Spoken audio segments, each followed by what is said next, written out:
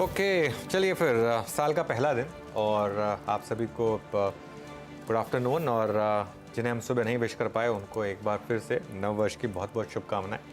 और साल का पहला दिन ठीक ठाक है, अच्छा है, जैसा पूरा 2023 रहा ऑलमोस्ट वैसा ही कि लार्ज कैप्स कंसोलिडेट कर रहे हैं, लेकिन मिड कैप्स में एक पार्टी का आलम है। और देखिए क्या शानदार पार्टी इनफैक्ट मिड कैप्स में इस समय। मिड कैप इंडेक्स ने नया ऑल टाइम हाई बनाया। अब तो निफ्टी भी चल रहा है, वैसे लोअर लेवल से अच्छी रिकवरी निफ्टी में, बैंक निफ्टी में लोअर लेवल से अच्छी रिकवरी, लेकिन आज का दिन बिलोंग करता है मिड कैप्स को। एडवांस डिक्लाइन काफ़ी मजबूत, और कंसिडरिंग आज पहला दिन है और एक्सपेक्टेशन थे कि वॉल्यूम काफ़ी कम होंगे, वॉल्यूम ठीक ठाक है, वॉल्यूम में कोई खराबी नहीं है हज तक। मतलब लोगों को काम करना है तो करना है, मतलब बेसिकली। और एक और चीज़, सेक्टर स्पेसिफिक मूव शुरू हो गए हैं, और साल के पहले दिन क्लियरली जो सेक्टर फोकस में है वो है केमिकल्स एंड फर्टिलाइजर्स। और कुछ हद तक इसमें वो गैस कट का भी एक इम्पैक्ट है। सिटी गैस में तो है ही, लेकिन जीएनएफ जैसे स्टॉक्स जो आज सुबह सुबह स्पॉट किए गए थे वो क्लियरली आज एक आपको बता रहे हैं कि किस तरीके का मूड है मार्केट में। हंग्री फॉर आइडियाज़, मार्केट को आइडियाज़ चाहिए इस डेट में भी, और ये स्टॉक अब 7.5% ऊपर है। Good afternoon. गुड आफ्टरनून अनुज, गुड आफ्टरनून वीरू। क्लियरली रुकने का नाम मिड कैप्स बिल्कुल नहीं ले रहे हैं, लेकिन अनुज जिस तरह का ट्रेंड हमने देखा सुबह में, ऐसे लग रहा था कि एक बहुत ही सॉफ्ट दिन रहेगा। ज़्यादातर समय निफ्टी बैंक दोनों ने नेगेटिव साइड में बिताया है। निचले लेवल से जो रिकवरी आई है आज क्लोजिंग के लिए, इसे आप कैसे रैंक करेंगे? बिल्कुल, देखिए अजता आज का लो है 21,684, और जो हमारा सपोर्ट वन आज सुबह हमने मेंशन किया था वो यही था कि आपको अगर ये जोन में मिल जाए, फर्स्ट सपोर्ट जोन के ऊपर लेने की कोशिश करिए। कभी भी आप ट्रेंडिंग मार्केट में डिक्लाइन में हमेशा फर्स्ट सपोर्ट में अगर बाय करेंगे, वो मार्केट एक बार के लिए आपको पैसा बना के देगी। ये बहुत सिंपल स्ट्रैटेजी होती है मार्केट में, और एग्जैक्टली आज मार्केट ने वही किया। पहले सपोर्ट के ऊपर निफ्टी ने यहाँ पर एक सपोर्ट लिया, और यहाँ से एक रैली आई। अब कर क्या रहे हैं हम हर्षदा, अब हम बढ़ रहे हैं हमारे पहले रेजिस्टेंस की तरफ। निफ्टी में जो आज का हाई है 21,770, ऑलमोस्ट वहीं पर हैं हम, और पहला जो रेजिस्टेंस है हमारा वो वहीं पर आएगा, लेकिन बड़ा रेजिस्टेंस आएगा हमारा 22,000 की तरफ। तो वहाँ तक शायद आप एक इसी स्विंग में मुंह दिखा पाएँ उसको, लेकिन स्ट्रैटेजी वही रहेगी हमारी, बाय ऑन डिप्स। जब भी डिप मिले और ख़ासतौर से अगर सपोर्ट में मिले तो उसमें आप लेने की कोशिश करें तो बेटर रहेगा। बैंक निफ्टी की जहाँ तक बात है अजता, बैंक निफ्टी में एक चीज़ है, बैंक निफ्टी में अगर आप आज का लो देखेंगे तो अगेन वो भी सपोर्ट वन पर है, और अब हम शायद पहले रेजिस्टेंस की तरफ बढ़ रहे हैं। तो बैंक निफ्टी में भी ठीक ठाक है, वो भी 50,000 की तरफ शायद बढ़ रहा है, लेकिन आज का असली जो कार्यक्रम है वो रियली मिड कैप्स में है, और मिड कैप्स में बहुत शानदार मोमेंटम है। वीरू, कुछ खास पर्टिकुलर चीज़ जो आपने स्पॉट की हो मिड कैप्स में? बिल्कुल अनुज, क्योंकि मैं डेरिवेटिव्स के डेटा पे आई थिंक डिपेंड कमेंट करता हूँ, और उसमें मैं जो स्टॉक्स इन्वॉल्व कर रहा हूँ अनुज वो हैं, फर्स्ट है ग्रैन्युअल्स, एक फार्मा स्पेस में क्लियर कट ब्रेकआउट और बहुत ही स्ट्रॉन्ग मूव आपकी स्क्रीन पे आएगा, डे हाई की ट्रेजेक्टरी में आके ट्रेड करता हुआ। इसमें फर्स्ट डे वायलेशंस पे अच्छा था, और सेकेंड सब्सिक्वेंट डे अगर आप देखें सीरीज़ का, यानी आज सोमवार 9% का वायलेशन, 8% का माफ कीजिएगा, 419 के जोन में और डे हाई पर है। और ये क्लियर कट एक फ्लैग का ब्रेकआउट प्लस 400 लगभग समझ लीजिएगा कि 28 की रेंज में इसकी ऑल टाइम हाई क्लस्टर है, यानी एक multi year high. I mean ये एक क्रिएट करने की कोशिश कर रहा है। बहुत ही स्ट्रॉन्ग मूव अनुज, यहाँ पर वॉल्यूम्स अच्छे हैं और ऑप्शन एक्टिविटी भी इस पर काफ़ी स्ट्रॉन्ग है। सेकेंड स्टॉक में जो कि स्क्रीन पर रखूंगा वो है टेक महिंद्रा। सुबह जाते जाते आज हमने आईटी पे बात की थी अनुज, और उस वक्त जो नीचे लोअर लेवल से स्विंग मिल रहे थे आईटी में, उसमें टेक महिंद्रा का स्विंग बहुत इंप्रेसिव था। ये सबसे कम चला हुआ आईटी स्टॉक है, और अब क्या कर रहा है ये, इस वक्त लगभग आप समझ लीजिएगा मई 2022 के बाद अब तक 2 स्विंग हाई लगे हैं इसी जोन में, 1305, 1318, 1313 के क्लस्टर में। और यहाँ भी वॉल्यूम्स अच्छे, ओआई घटा है। पिछले सीरीज में जो शॉट्स यहाँ पे रोल हुए थे उनमें अगर आप देखें एक रिडक्शन देखा गया है, तो मेरे नज़र में ये भी आया स्टॉक 20 डेमा की ट्रेजेक्टरी को इसने पूरी की पूरी नवंबर मिड से लेकर अब तक होल्ड किया है। जब 10-20 डेमा पे गया बाइंग आई है। सेकंड हो गया टेक महिंद्रा, फिर इंडस टावर, एक क्लियर कट स्ट्रॉन्ग मूव, अच्छे वॉल्यूम्स और अच्छी option activity. Indus tower screen पे लेके आइएगा पहले, 203.50 शुक्रवार के स्ट्रॉन्ग मूव के बाद आज भी स्ट्रॉन्ग मूव, और यहाँ भी 22 दिसंबर के बाद की अब तक, मतलब 2022 के बाद की अब तक जो रेंज है वो बहुत डिसाइसिवली बाइसेक्ट होती हुई लगभग 5 लाख शेयर इसके ओआई में बिल्डअप हुए हैं, और एक यूपीएल और रखना चाहूँगा यहाँ पर अनुज। यूपीएल जैसा कि आपने कहा कि आज sector of the day it's chemical, हम यूपीएल पे बात भी काफ़ी कर चुके हैं। जहाँ तक एवरेजेस की सवाल है, ओआई का सवाल है, आज एक बार फिर इसने एक रेंज में ट्रेड किया, लेकिन रेंज का अपर हाई जो था, हाईएस्ट क्लस्टर था, वो था 100 day exponential moving average, 20 day में लो था, और आप ओआई देखिए अनुज करीब 2%। तो ये कुछ एग्रेसिव स्टॉक्स हैं डेरिवेटिव्स में जिनकी प्लेसमेंट ऑप्शंस, फ्यूचर्स और चार्ट्स पे बेहतरीन। अनुज बिल्कुल, तो ये इस समय F&O का मामला, और मार्केट में कुछ स्टॉक्स हैं जहाँ पर शानदार मोमेंटम आ रहे हैं, जैसे कि केमिकल स्टॉक्स, GNFC, GSFC, ये सब। तो थोड़े से ट्रेंडिंग स्टॉक्स देखते हैं और फिर शो को आगे बढ़ाते हैं। जी हाँ भी, और साथ ही अनुज 40 पॉइंट ऊपर आ चुका है बाय द वे। निफ्टी में चाल अब और भी मजबूत होती हुई, तो लग रहा है कि एक बहुत ही शानदार क्लोज की तरफ हम बढ़ रहे हैं। लेकिन ट्रेंडिंग काउंटर्स आप देखेंगे अलग अलग बकेट्स में हमने देखा है काफी जोरदार खरीदारी बनती दिखाई दी है। अदानी ग्रुप शेयर आज फिर से फोरफ्रंट पर आया। जब आप दिग्गजों की बात करते हैं, 3% की तेजी दोनों पोर्ट और एंटरप्राइजेस में देखने को मिली। नेस्ले इंडिया करीब 2.5% ऊपर, अब 27,240 का स्टॉक हो चुका है। विप्रो में भी आज हम देख रहे हैं अच्छी खासी खरीदारी, करीब 2-2.5% तक के गेन्स इधर। वोडाफोन आइडिया 8% ऊपर, और फ्राइडे के सेशन में आपको याद होगा डबल डिजिट गेन्स देखने को मिले थे इसमें। GNFC का जिक्र अनुज भी कर रहे थे, यहां पर 7% का इजाफा। LIC हाउसिंग, संवर्धन, मदसन जो पिछले सत्र से दरअसल अपनी तेजी को और बढ़ाने में कामयाब हैं। आज ऑटो कंपनियां बैकफुट पर है क्योंकि बिक्री के आंकड़े इतने मजबूत नहीं आए जितना शायद मार्केट एक्सपेक्ट कर रहा था। आयशर 2.5% नीचे, हीरो मोटो, बजाज में हम देख रहे हैं 1-1.5% की गिरावट, और आज भारतीय एयरटेल भी करीब 2% के नुकसान पर इस समय कर रहा है कारोबार।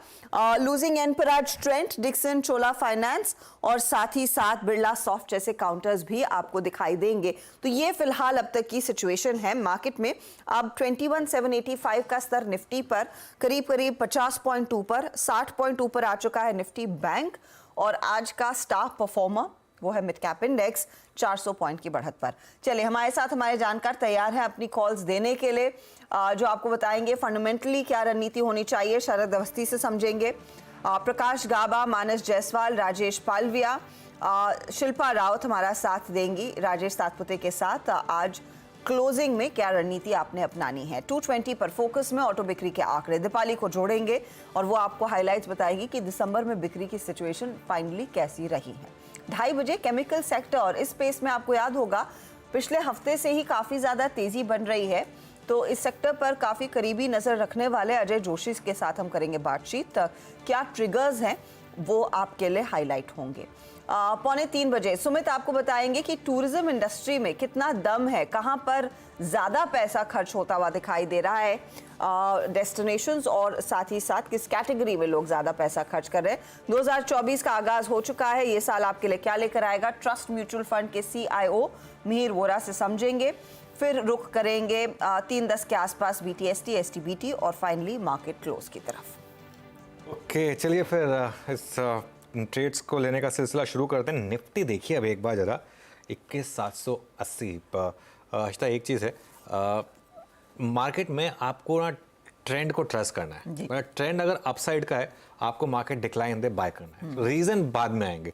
अब इसका रीज़न क्या आया, क्यों आया, किस लिए मूव आया, लेकिन आया ये मूव, और फिर वही एक दिन की करेक्शन के बाद मार्केट फिर तैयार है नए ऑल टाइम हाइज की तरफ जाने के लिए। इनफैक्ट अभी प्रिवेलिंग ऑल टाइम हाई क्या है निफ्टी का, ये मेरे ख्याल से हम 21,801.5 है प्रिवेलिंग ऑल टाइम हाई।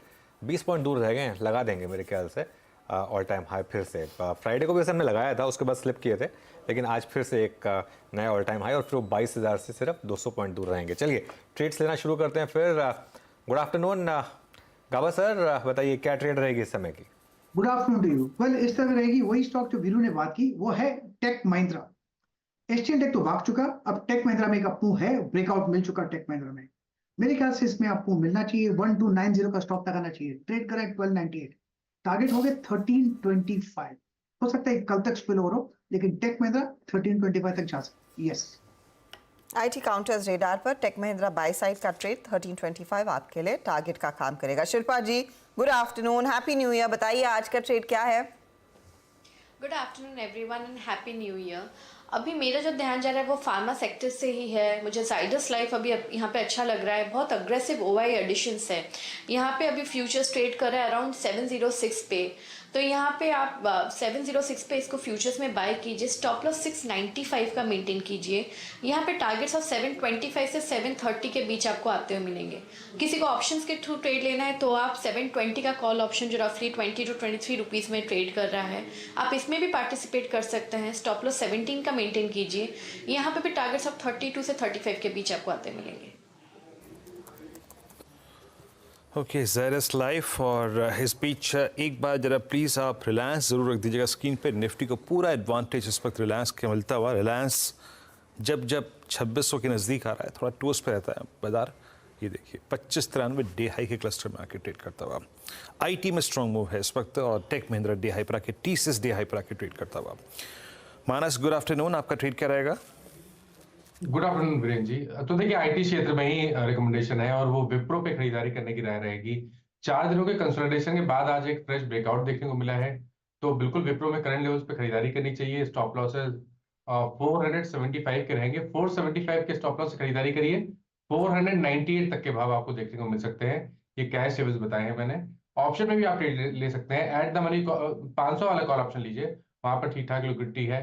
तो 23 रुपए पे ट्रेड हो रहा है 500 का कॉल ऑप्शन विप्रो का, वहां पर खरीदारी करेंगे। स्टॉप लॉस 18 रुपए के रहेंगे और टारगेट 35 रुपए के रहेंगे। ओके, चलिए राजेश सतपुते के पास चलते हैं। राजेश जी, गुड आफ्टरनून, बताइए क्या रहेगी आपकी ट्रेड? अनुज जी, गुड आफ्टरनून एवरीवन। अनुज देखिए आईटी पे ही नजर है, लेकिन और एक नजर है वो आरईसी और पीएफसी। मुझे थोड़ा स्विंग ट्रेड लेना है। तो देखिए यहाँ पे अगर मुझे एक चुनना है तो definitely I would like to go long in REC. REC का अगर आप स्ट्रक्चर देखें तो यहाँ पे स्ट्रेंथ जबरदस्त बनी हुई है और इनफैक्ट आज एक रेंज का ब्रेकआउट है। तो यहाँ पे 431 करंट मार्केट प्राइस है, आपको बाय करना है 10 रुपए के स्टॉप लॉस के साथ। तो 420-21 के आसपास आपका स्टॉप लॉस होगा और जो स्विंग का टारगेट होगा वो रहेगा 450 से लेके 460। So REC is a buy. 450 के लेवल्स की तरफ बढ़ता हुआ आरईसी बाय साइड का ट्रेड आज 15 रुपए के गेंस पर दिख रहा है। Sharad ji, good afternoon, happy new year. बताइए आपका ट्रेड क्या है? गुड आफ्टरनून जी, सभी को नए वर्ष की हार्दिक शुभकामनाएं, हैप्पी न्यू ईयर। हमें लगता है जिस तरीके से आप लोग भी बात कर रहे थे कि केमिकल्स में एक रिबाउंड की उम्मीद की जा सकती है, हमें लगता है पीआई इंडस्ट्रीज में भी ये चाइना के एक नए कंपनी के उनके सेगमेंट में एडवेंट के बाद एक एबनॉर्मल करेक्शन हमने ऑलरेडी देखी है। मुझे लगता है इन वैल्यूएशंस पे अट्रैक्टिवली प्रेस्ड है। कंपनी 3 से 4% R&D पे खर्च करती है, जो कैपेक्स किया है एक्विजिशन के लिए और विदाउट एक्विजिशन भी जो कैपेक्स किया है उसका फायदा आने वाले समय में मिलना चाहिए। नए प्रोडक्ट लॉन्चेस पे कंपनी लगातार फोकस कर रही है। 18 से 20% की top line growth clock in कर लेनी चाहिए आने वाले समय में। और ये सारे एक्विजिशन और कैपेक्स के बावजूद भी लगभग कैश सरप्लस है कंपनी। तो मुझे लगता है जैसे जैसे ये इम्प्रूवमेंट आती है और जैसे जैसे जो इन्वेंट्री सिचुएशन है वो नॉर्मलाइज होती है इनके प्रोडक्ट्स में, लगभग ज़्यादातर प्रोडक्ट्स में कंपनी मार्केट लीडर है अपने सेगमेंट में। और मुझे लगता है कि इस कंपनी में आपको काफ़ी डिसेंट ग्रोथ आने वाले समय में मिल सकती है। तो अगले साल हम ये उम्मीद करें 140-45 के आसपास की अर्निंग आएगी, तो उस पर आसानी से 30-35 का मल्टीपल मिलता है। तो 4,500 के लक्ष्य के हिसाब से पीआई इंडस्ट्रीज काफ़ी बढ़िया बेटर होनी चाहिए। ओके, पीआई इंडस्ट्रीज 3480 पर काफ़ी शानदार मोमेंटम है मार्केट में इस समय। टॉप 2 गेनर्स देखिए, अदानी एंटरप्राइजेस और अदानी पोर्ट्स निफ्टी के। ये अपने आप में बता रहा है कि मार्केट में इस समय क्लियर कट एक अप्रोच है थोड़ा हाई बीटा की। हर्षदा, इस बार एक बहुत इंटरेस्टिंग चीज़ हो रही है। 11 और 12 2 दिन में 4 बड़ी आईटी कंपनियों के नंबर्स। इन्फोसिस और टीसीएस में रेस है 11 तारीख को और 12 तारीख को विप्रो और HCL टेक। हाँ, तो 4 सबसे बड़ी कंपनियों के नंबर्स आ जाएंगे। तो आई थिंक मार्केट थोड़ा ये शायद कयास लगा रहा है कि शायद इस बार कमेंट्री अच्छी आएगी। और इस वजह से देखिए एकदम से आईटी शेयरों में मोमेंटम आना शुरू हुआ। जो पिछले कुछ मिनटों में निफ्टी मूव आया उसमें एक रिलायंस था और एक टेक्नोलॉजी। और अब निफ्टी 21,788 12-13 पॉइंट दूर और फिर फ्रेश हाई लगेगा और मेरे ख्याल से फिर हम 22,000 की तरफ बढ़ेंगे। तो जोरदार एक्शन। इनफैक्ट इसीलिए शायद tech Mahindra, LTI, Mindtree, Wipro जैसे ट्रेड्स आ गए हैं। अब प्योरली मानस, अगर निफ्टी आईटी में कोई ट्रेड लेना है तो क्या कोई पोजीशन दिख रही है आपको? देखिए निफ्टी आईटी में डायरेक्टली तो ट्रेड नहीं ले सकते, लेकिन इंडेक्स बहुत बेहतरीन लग रहा है क्योंकि अब ऐसा लग रहा है कि ये जो रेंज थी मेरे ख्याल से 36,000 पे रेजिस्टेंस है और 35,000 पे सपोर्ट था। अब ये रेंज ब्रेक होगी ऊपर के साइड पे 36,000 के ऊपर जैसे ही आईटी इंडेक्स निकलेगा, मेरे ख्याल से आपको 1,500 से 2,000 पॉइंट की रैली इंडेक्स में देखने को मिल सकती है।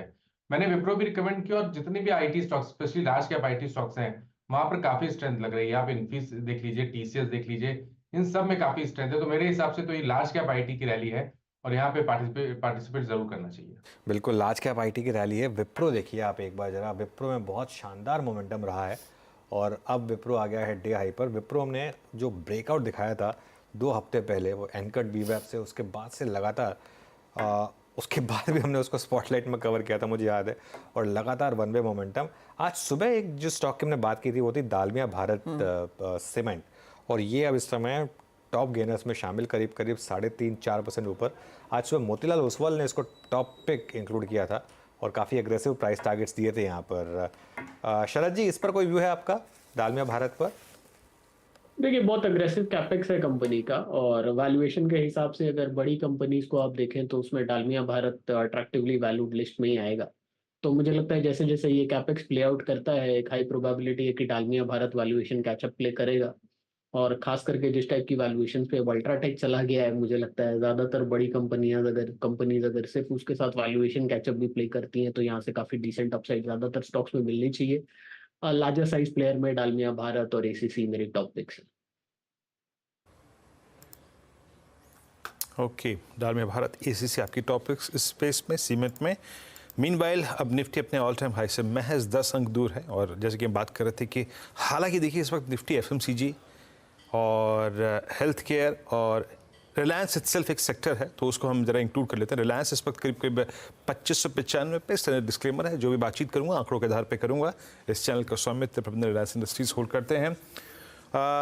शिल्पा जी, रिलायंस इंडस्ट्रीज, एक बात रही है कि रिलायंस ने अपने इस रीसेंट मूव में, जो कि 13 दिसंबर को शुरू हुआ था, even the shortest moving average 10 डेमा कभी भी इस पे वॉलेट नहीं हुआ, टच नहीं हुआ। इसने हमेशा कॉल राइटर्स को टोज पे रखा है। अभी भी अगर आप प्लीज डायरेक्टर साहब स्क्रीन पे 2600 की कॉल लेके आइए, वहां पे मुझे शॉर्ट कवरिंग के इंस्टेंसेस दिखाई दे रहे हैं। शिल्पा जी, आपका व्यू रिलायंस पे इस वक्त, एक टेक्निकल व्यू और एक डेरिवेटिव व्यू? जी बिल्कुल वीरेंद्र जी, रिलायंस यहाँ पे 2600 2620 का ही टारगेट है, जो हम लोग इसको अभी एक्सपेक्ट कर सकते हैं कि इस बार ये शायद मोमेंटम में इसको डिसाइसिवली ब्रीच करे और इसके ऊपर निकले, ताकि और थोड़ा पोजिशनल टारगेट्स ऑफ 2730 से 2750 भी आपको आते हुए दिनों में मिलेगा देखते हुए। तो ये जो 2600 का कॉल ऑप्शन है, जो रफली अभी 64-65 के बीच में ट्रेड कर रहा है, आप इसमें एकदम पार्टिसिपेट कर सकते हैं। स्टॉप लॉस आप यहाँ पे 35 का मेंटेन कीजिए, और ये व्यू सही जाता है, जैसे ये 2600 के ऊपर डिसाइसिवली सस्टेन करता है तो आपको इसमें एक बहुत ही शार्प मूवमेंट मिलेगा, जहां पे आपको ये टूवर्ड्स 95 से 120 के बीच में एनीवेरी आपको ऑप्शन ट्रेड करते हुए मिलेगा। ओके, याद रखिएगा अगेन, फिर इस चैनल का स्वामित्व प्रबंधन रिलायंस इंडस्ट्रीज होल्ड करते हैं। ये ट्रेड मैंने पूछा, लेकिन मैं इंडेक्स के पर्सपेक्टिव से बात कर रहा था। बाकी शिल्पा जी का मत आपकी स्क्रीन पे है, एक निजी राय जरूर सम्मिलित रखें इसमें। और क्या क्या इस वक्त बहुत एज पे बैठा हुआ है? देखिए, एज पे जो जो चीज़ें बैठी हुई हैं उसमें एक बार आप लेके आइएगा प्लीज़। इट्स आईटीसी, और शुक्रवार को ये ट्रेड हमने कई बार डिस्कस किया था, और ये मेरे ख्याल से शुक्रवार को ट्रेड था सीएनबीसी आवाज़ पे अमित सेठ जी का। बहुत क्लियर ब्रेकआउट। मानस, आपका व्यू? उस दिन भी मेरे को 470 का कॉल राइटर बिल्कुल कंफर्टेबल नहीं लग रहा था, और आज एग्जैक्टली अब 470 स्ट्राइक करता हुआ। आपका व्यू मानस इस वक्त? आईटीसी इस वक्त 18 अगस्त के बाद सबसे हाईएस्ट लेवल पे। बिल्कुल, देखिए आईटीसी में तो एक क्लियर कट ब्रेकआउट है। लास्ट सेशन में थोड़ी प्रॉफिट बुकिंग देखने को मिली थी, लेकिन पैटर्न तो बहुत क्लियर है। हायर टॉप्स हायर बॉटम्स का ट्रेंड है। स्टॉक में ऑलरेडी ब्रेकआउट, फ्रेश ब्रेकआउट देखने को मिल गया है। मेरे ख्याल से अब जो आपको टारगेट रहेंगे वो 485 के रहेंगे, और करंट लेवल्स पे भी यहाँ पर खरीदारी करनी है। और आई थिंक बेहतर रहेगा कि ऑप्शन के थ्रू इस ट्रेड को ले लें। 470 वाला कॉल ऑप्शन लिया जा सकता है आईटीसी का, 12 रुपए के आसपास ट्रेड हो रहा है, वहां पर आप खरीदारी करिए। 10 रुपए के नीचे स्टॉप लॉस लगाइए, और इस ऑप्शन में आपको शायद 20 रुपए तक के टारगेट देखने को मिल सकते हैं। एक मौका तेजी का साफ बन रहा है। इनफैक्ट ये तो 2024 का पिक भी है राजेश सातपुते का। सुबह में इन्होंने 500 का टारगेट दिया, लेकिन वो टारगेट मुझे नियर टर्म का लग रहा है। वो तो जिस तेज़ी से भाग रहा है काउंटर, ये अचीव आसानी से हो जाएगा। अच्छा, अब तक एफएमसीजी कंपनियों की भागीदारी बहुत कम थी। आईटीसी आपकी स्क्रीन पर है। आईटीसी के साथ साथ टाटा कंज्यूमर प्रोडक्ट्स भी आपकी स्क्रीन पर लेकर आते हैं, क्योंकि वहां पर पिछले आधे घंटे में चाल और भी मजबूत होती हुई नेगेटिव से आ चुका है पॉजिटिव टेरिटरी में। भले ही सिर्फ 0.23% के गेन्स हो, लेकिन आप देखिए लगभग आधे % की रिकवरी डे लो से साफ दिखा रहा है। क्या एचयूएल भी इस तरह के लक्षण दिखा रहा है? एचयूएल में भी निचले स्तरों से आ रही है कुछ रिकवरी। राजेश जी, आप एक बार नजर रखिएगा टाटा कंज्यूमर प्रोडक्ट्स पर प्लीज। ये स्टॉक अब करंट लेवल्स, मौजूदा भावों पर अगर कोई लेता है, अगला पड़ाव क्या रहेगा? क्योंकि इसने पिछले हफ्ते एक अच्छी खासी तेजी दिखाई है। Market cap record breaking numbers पर आते हुए दिखाई दिए थे और आज फिर 1090 के आसपास ट्रेड। देखिए, अगर टाटा कंज्यूमर की बात करें तो यहाँ पे एक कम से कम हम आप कह सकते हैं 8 दिनों से यहाँ पे स्लोली स्टेडीली मूव मिल रहा है। ये मूव कहाँ तक जाएगा? मेरे हिसाब से 1100 के बाद ये कम से कम जाएगा 1200-1220 तक। तो थोड़ा सा ओवर स्ट्रेच है, लेकिन रिस्क है। तो अगर कोई रिस्क लेना चाहता है तो उसका स्टॉप लॉस जो होगा वो आप एक स्ट्रिक्ट स्टॉप लॉस के साथ यहाँ पे काम कर सकते हैं। 1060 1060 का स्टॉप लॉस रखे। जैसे 1100 का लेवल सरपास करे, उसके बाद जो नेक्स्ट टारगेट जैसे मैंने कहा 1200 प्लस का लेके यहाँ पे काम हो सकता है। हर्षदा जी, आपने टाटा कंज्यूमर की बात की, लेकिन लीवर की जो बात आपने जो छेड़ी थी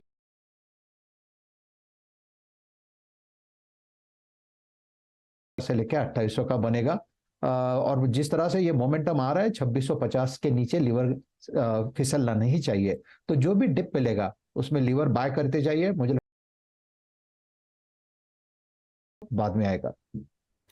ओके, देखिए अभी तक निफ्टी का प्रिवेलिंग है 21,801.5 और आज का हाई अभी अभी लगा 21,801.2, मतलब सिर्फ 0.3 पॉइंट से रह गया वो ऑल टाइम हाई। मतलब ठीक है, वैसे खैर अब तो रोज ही ऑल टाइम हाई है। हाँ। तो इसमें कोई दिक्कत है नहीं। मिड कैप्स लगा चुके हैं ऑल टाइम हाई और उसके अलावा स्मॉल कैप्स में भी ऑल टाइम हाई। तो ये तो अब मेरे ख्याल से काफ़ी समय तक चलेगा ऑल टाइम हाइस का जो सिलसिला है यहाँ पर।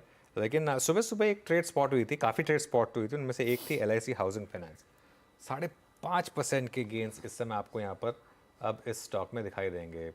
LIC हाउसिंग फाइनेंस ये आपकी स्क्रीन पर इस समय आपको दिखाई देगा। शिल्पा जी, कोई व्यू इस पर आपका LIC हाउसिंग फाइनेंस पर? जी बिल्कुल, यहाँ पे Anu ji LIC housing finance की बात करेंगे तो ये फ्राइडे से ही बहुत स्ट्रॉन्ग मोमेंटम है और आज तो एकदम एक्सटेंडेड रैली इसका बहुत स्ट्रॉन्ग है। तो यहाँ पे ऑलरेडी स्टॉक एक बहुत अच्छे मोमेंटम से 565 567 के बीच में अभी ट्रेड ही कर रहा है।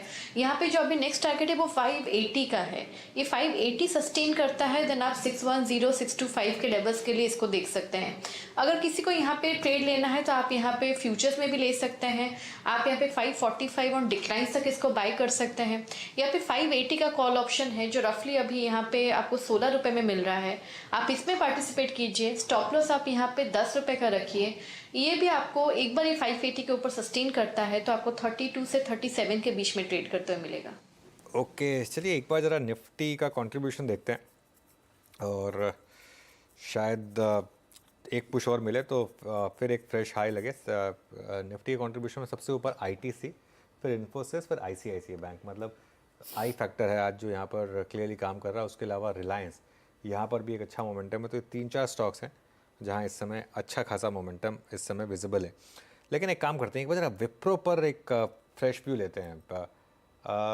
शरद जी, विप्रो क्या लग रहा है कि ये जो अंडर परफॉर्मेंस थी पूरी, मतलब खैर IT ने तो खैर पहले अंडर परफॉर्म किया, लेकिन उसमें विप्रो ने सबसे ज़्यादा अंडर परफॉर्म किया था, क्या इसको ख़त्म करने की तैयारी हो रही है यहाँ पर? प्राइस मूवमेंट तो यही सजेस्ट कर रही है और मुझे लगता है जो मूड है वो भी काफी हद तक इम्प्रूव हो रहा है इंटरनेशनल लेवल पे भी, पर्टिकुलरली US के आउटलुक को लेके। तो चूंकि बीटन डाउन स्टॉक था और हम लोगों ने पहले भी कई बार डिस्कस किया है निचले लेवल्स पे कि वहां पे वैल्यूएशंस काफी कंफर्टेबल हो गई थी विप्रो की। अभी भी आप देखें तो मेरे हिसाब से 1 साल फॉरवर्ड पे 21-22 टाइम पे ट्रेड कर रहा है और मुझे लगता है ज्यादातर नंबर्स में, जैसा आप पहले भी बोल रहे थे कि इस क्वार्टर की कमेंट्री के बाद जो टोन आनी चाहिए वो मोस्ट प्रोबेबली थोड़ी सी पॉजिटिव होगी। क्योंकि US और यूरोप में खास करके बैंकिंग सेक्टर में जैसे अब जितना बड़ा नर्वसनेस थी पहले, जितनी बड़ी अब शायद उतना नर्वस नहीं हो मार्केट। तो जैसे जैसे मोस्टमेंट पिकअप होता है मुझे लगता है ज़्यादातर आईटी कंपनीज के फॉरवर्ड नंबर्स में एक री-रेटिंग की गुंजाइश बचती है। Plus interest rate reversal obviously एक बहुत बड़ा क्यू है, अब तो it is more a question of when rather than whether it will happen. तो मुझे लगता है हो तो जाएगा ही, कब होगा अब उस पर डिबेट थोड़ी चलनी चाहिए।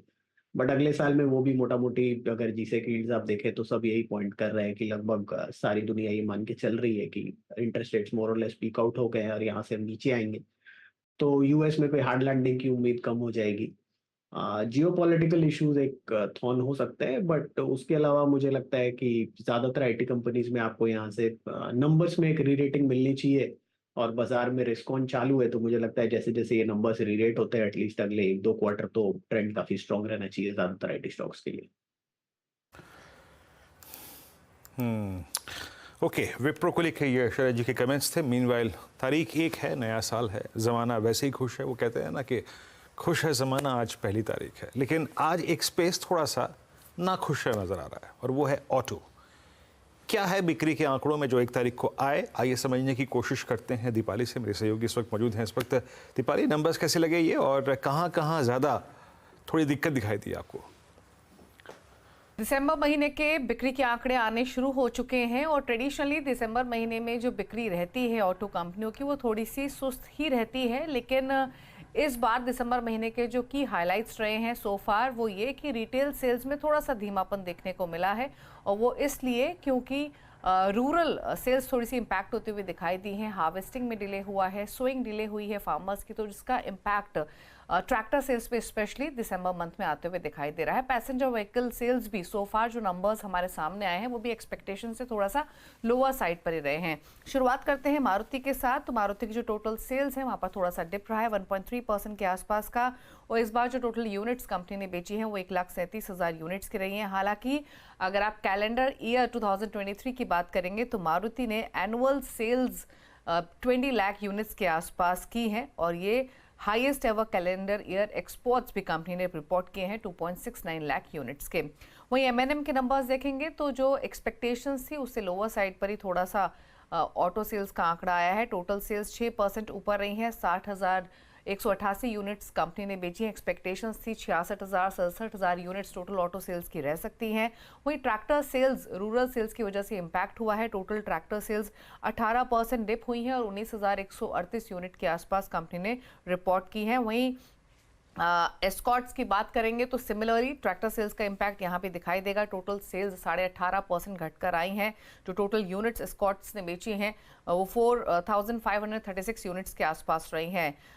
बजाज ऑटो की बात करेंगे तो 2 व्हीलर पैक में अभी सिर्फ बजाज ऑटो के सेल्स नंबर्स आए हैं और यहाँ पर ग्रोथ अच्छी दिखाई दी है डोमेस्टिक मार्केट में। टोटल सेल्स 16% बढ़कर 3.26 लाख यूनिट्स के आसपास रही हैं वर्सेस 2.81 लाख यूनिट्स। वाई ये आंकड़े हैं।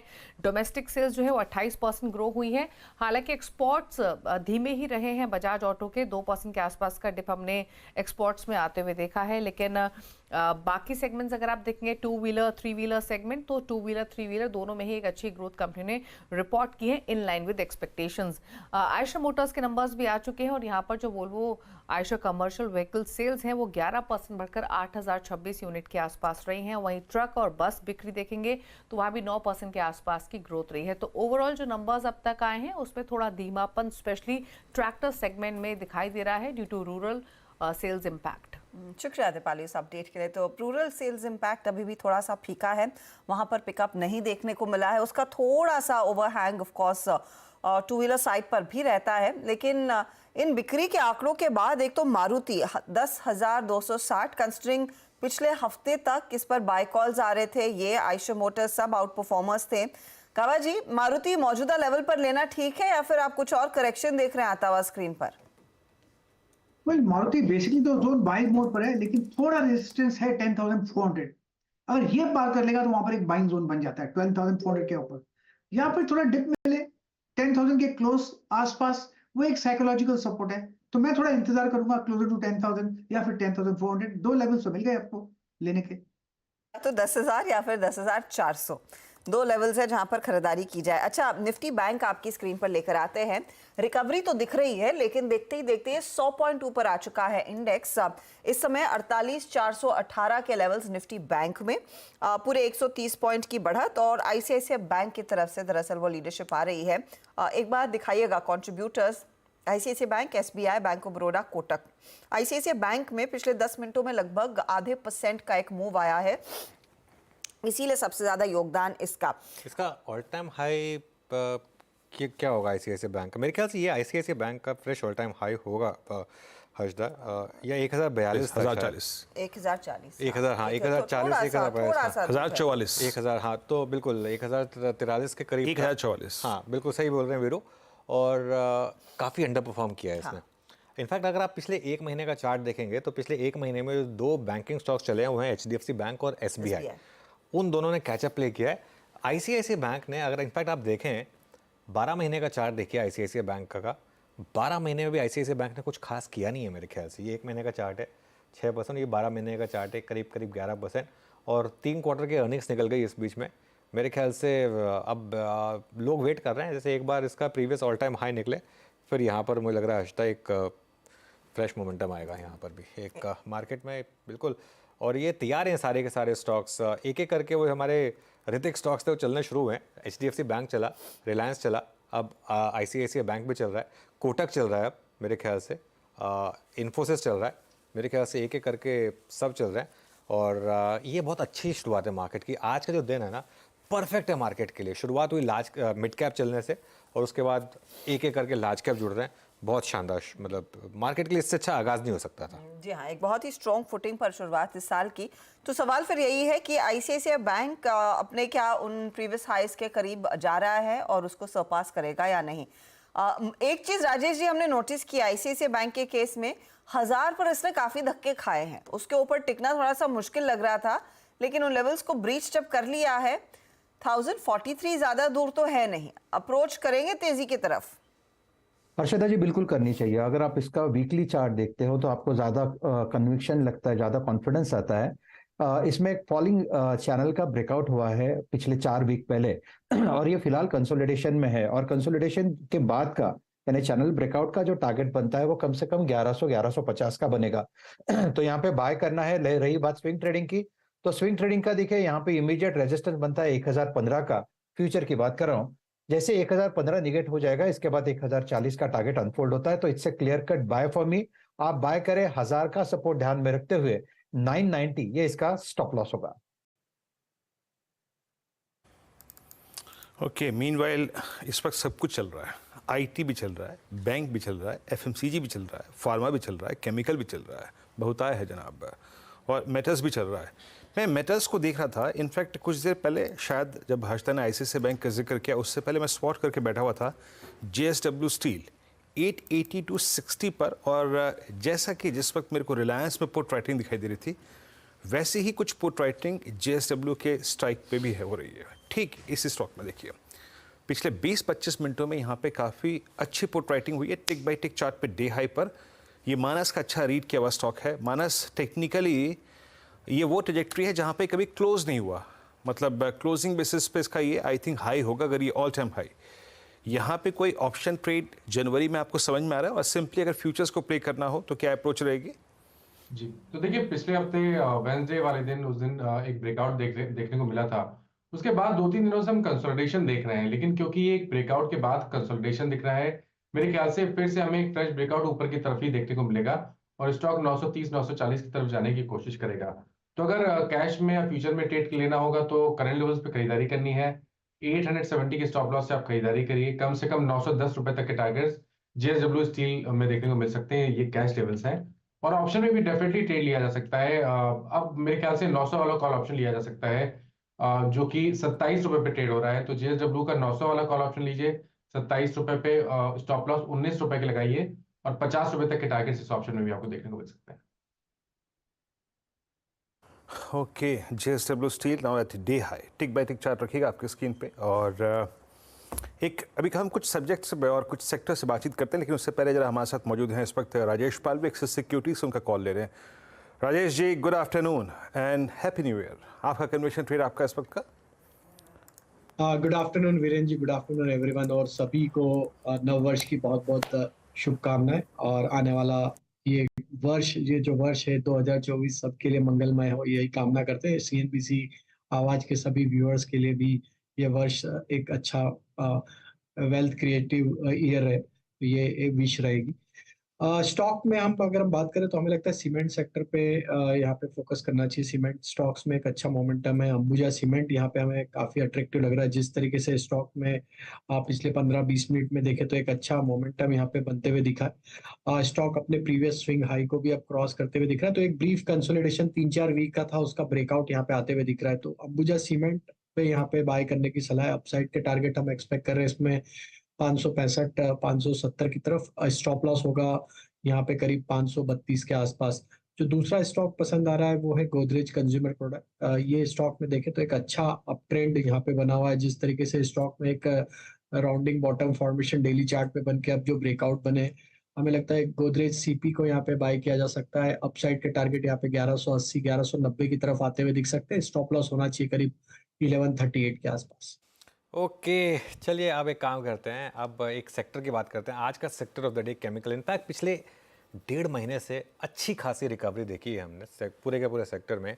कुछ स्टॉक्स जैसे आरती इंडस्ट्रीज़ में करीब 30 से 40% के मूव्स आए हैं और आने वाली तिमाहियों के दौरान इंडस्ट्री में डिमांड और मार्जिन में एक सुधार की उम्मीद है। हालांकि चीन का चैलेंज अभी भी कायम है। केमिकल और इसमें भी एग्रो केमिकल्स, फर्टिलाइजर्स और बैटरी सेगमेंट्स से बातचीत के बारे में बातचीत करने के लिए हमारे साथ जुड़े हैं chemical industry expert Ajay Joshi. Ajay ji, good afternoon. सबसे पहले तो नव वर्ष की शुभकामनाएं आपको। बताइए क्या चेंज हुआ है केमिकल सेक्टर में जो हमने पिछले 1-1.5 महीने में इतनी शानदार रिकवरी यहाँ पर देखी है? जी बहुत बहुत धन्यवाद, और आप सभी को नए साल की पहले तो शुभकामनाएं। उम्मीद करता हूँ ये साल बेहतर हो और हम सब प्रॉफिटेबली ग्रो करें। Now coming to chemicals sector, last quarter से थोड़ा बहुत बेहतर होता दिख रहा है हमें, और करंट क्वार्टर में भी हम थोड़ा बहुत सुधार देखेंगे कंपनीज के एक्सपोर्ट रेवेन्यू में एज वेल एज प्रॉफिटेबिलिटी में। इसकी रीजन एक ये है कि रबी का सीजन जो है मिड नवंबर से चालू हो जाता है इंडिया में। सो इंडिया की डोमेस्टिक डिमांड थोड़ा थोड़ा पिकअप करना शुरू करी है। इसके अलावा लैटिन अमेरिका में भी सोइंग सीजन रश क्रॉप का चालू हो गया है, तो उसके लिए भी ऑर्डर बुक काफी अच्छी रही है। इसके अलावा चाइना डंपिंग में थोड़ा बहुत गिरावट आई है क्योंकि चाइना की डोमेस्टिक डिमांड पिकअप होना शुरू कर गई है। तो करंट क्वार्टर बेहतर होगा मगर बहुत बेहतरीन नहीं होगा। बट 2024 में अगर हम मूव करेंगे टुवर्ड्स Q2 तो थोड़ा बहुत हमें रिकवरी अच्छी खासी देखने को मिलेगी across the chemicals sector. Agrochemicals sector से ज्यादा उम्मीद इस साल भी नहीं करनी चाहिए, बट बाकी के जो सेगमेंट हैं जैसे कि फ्लोरोपॉलीमर्स हो गया, फार्मास्यूटिकल इंटरमीडिएट्स हो गए, या बैटरी केमिकल जो कि नेक्स्ट 3 to 5 इयर्स के लिए ग्रोथ ड्राइवर रहेगा काफी सारी इंडियन कंपनीज के लिए, उन सेक्टर से काफी अच्छी उम्मीद रहेगी 2024 में। काफ़ी अच्छी उम्मीद रहेगी। अच्छा, काफ़ी करीब आए हम फिर से एक बार ऑल टाइम हाई के। आपने कहा एग्रो केमिकल से ज़्यादा उम्मीद ना करें, लेकिन बाकी स्पेस में अच्छी ग्रोथ दिख सकती है। किस लेवल की ग्रोथ माने हम लिस्टेड प्लेयर्स के लिए? फॉर एग्जांपल अगर कोई आप स्पेशल अगर कोई नाम ट्रैक करते हो जहां आपको लगता हो कि अच्छी ग्रोथ आ सकती है यहाँ पर? जी काफी कुछ कंपनीज हैं। सबसे पहले तो अनुपम रसायन, ये कंपनी ऑल्दो फ्लोरोपॉलीमर्स में काफी लेट एंटर हुई थी compare to GFL and Navin fluorine, मगर जिस तरह का डेवलपमेंट ये कंपनी कर रही है कोरियन जापानीज कंपनीज के साथ, जितने भी इनके MOUs and forward contract sign हो रहे हैं, इसके साथ साथ एग्जीक्यूशन भी टाइमली हो रहा है। सो अनुपम रसायन डेफिनेटली एक कंपनी रहेगी जिसपे हमें नजर बनाए रखनी चाहिए। इसके अलावा दूसरी कंपनी एथर इंडस्ट्रीज जो कि अभी फैक्ट्री ब्लास्ट से उबर रही है, मगर एथर का टारगेट 2024 और 2025 का रहेगा कि 30 to 40% रेवेन्यू उन्होंने नॉन फार्मा से लाना है, और इसके लिए उनकी पुरजोर कोशिश जा रही है इलेक्ट्रिकल व्हीकल सेगमेंट में, जहां पर वो इलेक्ट्रोलाइट सेगमेंट में एंटर कर रहे हैं। और जो कंपनी इनसाइडर से और स्ट्रीट से मुझे इन्फॉर्मेशन मिली है, they already have signed up contract with a big automotive company in the EV segment. इसके अलावा Aether industries also oil and gas chemicals में एंटर कर रही है, जहां वो middle eastern company Saudi Aramco के साथ एक लेटर ऑफ इंटेंट और सप्लाई कॉन्ट्रैक्ट साइन करने वाली है। तीसरी कंपनी जिसको हमें अपनी वॉच लिस्ट में रखना चाहिए वो है आरती इंडस्ट्रीज, जिसका रिवाइवल हमें देखने को मिल रहा है अभी क्रैम्स बिजनेस के थ्रू। काफी सारे एक्साइटिंग प्रोजेक्ट्स हैं आरती के लिए आने वाले क्वार्टर में भी और इंटायर 2024 में। इसके अलावा काफी न्यू प्रोडक्ट का लॉन्च भी कंपनी करने वाली है इंटरमीडिएट सेगमेंट में, जिनका एंड एप्लीकेशन होगा pharma and agro, that is life science segment overall. So ये 3 कंपनीज को अपनी वॉच लिस्ट में हमें रखना पड़ेगा 2024 में। ये जब आपने एग्रो केमिकल स्पेस की बात की, रिवर्सल आने में कितना समय लग सकता है अजय? क्योंकि मुझे याद है वो पायरॉक्सोसल्फोन वाला मामला और उसके बाद पीआई इंडस्ट्रीज की क्या धुलाई हुई थी। उससे पहले हमारी जब लास्ट बातचीत हुई थी, हम एक चीज मेंशन कर रहे थे कि ज्यादातर एग्रो केमिकल कंपनियों ने अपना गाइडेंस कट किया था। तो कुछ विजिबिलिटी है कि ये खराब सिचुएशन कब टर्न करना शुरू होगी? जी, H1 2024 कैलेंडर ईयर तक तो सिचुएशन काफी खराब रहेगी। इसका रीजन ये है, अभी चाइना में काफी ज्यादा कैपेसिटी एडिशंस हुए हैं। आपने पायरॉक्सोसल्फोन का नाम लिया, तो पायरॉक्सोसल्फोन में इस साल alone, even last quarter alone 4000 ton पर एनम की 2 कैपेसिटीज चाइना में आई हैं, रेनबो एंड जुनचांग कंपनी के through. So PI, best agro, इन सब कंपनीज को तो ये इस प्रोडक्ट में हैम्पर करेगी ही। इसके अलावा काफी सारे बाकी प्रोडक्ट हैं, ग्लूफोसिनेट, 2,4-D, उसमें भी चाइना में अच्छी खासी कैपेसिटीज ऐड हुई हैं लास्ट क्वार्टर में और इस क्वार्टर में भी ऐड होने वाली हैं। नाउ डिमांड सीमित है, उसके अगेंस्ट सप्लाई सरप्लस है। सो एग्रोकेमिकल में एटलीस्ट H1 2024 तक कोई ऐसी उम्मीद नहीं दिख रही है जिससे लगे कि ये सेक्टर रिकवर होगा। दूसरा मेन प्रॉब्लम है कि इंडिया का 55 to 60% जो एग्रोकेमिकल्स का एक्सपोर्ट रेवेन्यू आता है वो लैटिन अमेरिका एंड यूएसए से आता है। नाउ यूएसए में अभी जो एवरेज इन्वेंट्री आउटस्टैंडिंग है एग्रोकेमिकल में स्टॉकिस्ट्स के पास, सप्लायर्स के पास, उसका एवरेज डेज है 80 to 90 days compare to 45 to 50 days. So ये 2 प्रॉब्लम्स है जिनको सॉल्व होने में अभी 5 से 6 महीने लगेंगे, उसके बाद ही थोड़ा टर्न अराउंड हमें इस सेक्टर में देखने को मिलेगा। अच्छा, जब आप एथर की बात कर रहे थे, ऑयल एंड गैस केमिकल्स में डिमांड है, जो बैटरी केमिकल्स की डिमांड है, अब एथर के साथ इसका जो बाकी पीयर ग्रुप है, क्या उनके पास भी पोटेंशियल है बड़े ऑर्डर्स पर बैठने का या फिर वो डिलीवर करने का? जी, काफी सारी कंपनीज, एमी ऑर्गेनिक्स, तत्व चिंतन, और अगर मैं ग्रेफाइट की बात करूं उसमें हिमाद्री, फिलिप्स कार्बन ब्लैक, ये सारी कंपनीज एंटर कर रही हैं। पहले इंडिया का प्रॉब्लम था, इंडिया में ईवी का इकोसिस्टम डेवलप नहीं हुआ था जिस तरीके का चाइना में था। अगर हम चाइना में देखेंगे, वहां CATL, BYD ना केवल इलेक्ट्रिकल व्हीकल बनाती हैं but electrical chemicals, battery chemicals, lithium ion battery, इन सब में भी मौजूद है। इंडिया में अभी तक काफी सारे मैन्युफैक्चरर प्लान कर रहे थे बैटरी केमिकल्स में एंटर करने का, लेकिन डिमांड आउटलुक नहीं था। बट अभी इस साल क्योंकि टेस्ला के भी इंडिया में प्लांट सेटअप के आसार हैं, इसके अलावा वियतनामीज ईवी ऑटोमेकर विनफास्ट, वो भी इंडिया में एंटर कर रहा है। तो इंडिया में अब डिमांड आउटलेट खुल रहे हैं बैटरी केमिकल्स के। तो इंडियन डोमेस्टिक मैन्युफैक्चरर्स के लिए जो कि बैटरी केमिकल्स स्पेस में आ रहे हैं, काफी अच्छी अपॉर्चुनिटी आने वाली है 2024 में रहेगा वो पूरा बैटरी केमिकल स्पेस। अच्छा अजय, एक और शेयर जो रैली कर चुका है पिछले 1 महीने में बाकी पेयर्स के साथ, वो है दीपक नाइट्राइट, करीब 12-13% के गेन्स। यहाँ पर क्या ट्रिगर्स रहेंगे? ये कंपनी कैसे पॉइज्ड है? इनका कौन सा प्रोडक्ट है जो इस समय शायद डिमांड में आने लगा है? Right, to be very honest, company अभी एग्जिस्टिंग प्रोडक्ट से काफी ज्यादा पुल में नहीं है, बट जो पुल आ रहा है मार्केट से वो है इनके आगे प्लांट्स का। दीपक नाइट्राइट बिस्फेनॉल टू पॉलीकार्बोनेट का इंटीग्रेटेड प्लांट लगाने का इनका प्लान है। अगर वो प्लान एग्जीक्यूट हो जाता है 2025 तक, तो ये इस कंपनी का अगले 10 से 15 साल का मेजर ग्रोथ ड्राइवर होगा। इसके अलावा इंडिया में पॉलीकार्बोनेट का अभी तक कोई प्लांट नहीं है, it's a net imported product, और ज्यादातर इसमें मल्टीनेशनल कंपनीज ही हैं। तो अगर इस सेक्टर में दीपक नाइट्राइट आता है, क्योंकि उनके पास फिनॉल से बिस्फेनॉल सारे रॉ मटेरियल्स मौजूद हैं, so it will be a very well integrated company जो काफी कॉस्ट कंपेटिटिव होगी अगेंस्ट दोज MNCs जो इंडिया में एक्सपोर्ट करके सप्लाई करती हैं। सो ये दीपक नाइट्राइट के लिए एक स्ट्रॉन्ग ड्राइवर है। कंपनी इसके लिए फंड भी उठाने जा रही है अगले क्वार्टर में मार्केट से थ्रू QIP। सो ये कंपनी भी वॉच लिस्ट में हमें अपनी रखनी चाहिए। ओके अजय जी, बहुत बहुत शुक्रिया केमिकल स्पेस पे, सेक्टर पे, और साथ ही साथ स्टॉक स्पेसिफिक कॉल आपने सारी की सारी रखी। और एक बार जब अर्निंग स्टार्ट होंगी और जब नंबर्स आएंगे तो एक बार फिर से लेकर भविष्य में आपसे बातचीत करेंगे, मुलाकात करेंगे, और एक बार फिर से आपको नववर्ष की शुभकामनाएं। अच्छा, ये केमिकल का लोचा अगर आपको समझ में आ गया तो मार्केट ने ऑल टाइम हाई लगाया, Veeru sorry, Nifty at all time, all time high, all time high, all time high, बिल्कुल 21,805, 804 ऑल टाइम हाई। अनुज आज अच्छी बात ये रही, दिन भले ही ऐसा था जब दुनिया जहान मौजूद नहीं थी, जैसे मैं सुबह कह रहा था ना कि अकेले हैं तो क्या गम है, बाजार ने वही दिन चुन लिया। और आप देखिए क्या क्लास था आज। आज फार्मा भी चल रहा है, आज आईटी भी चल रहा है, आज mid cap small cap bank सब कुछ चल रहा है, और इनफैक्ट केमिकल्स। तो एक आई थिंक वो जो कहते हैं ना बात हम कि लार्ज कैप्स के डिलीवर करने का दिन, वही दिन आ गया आज।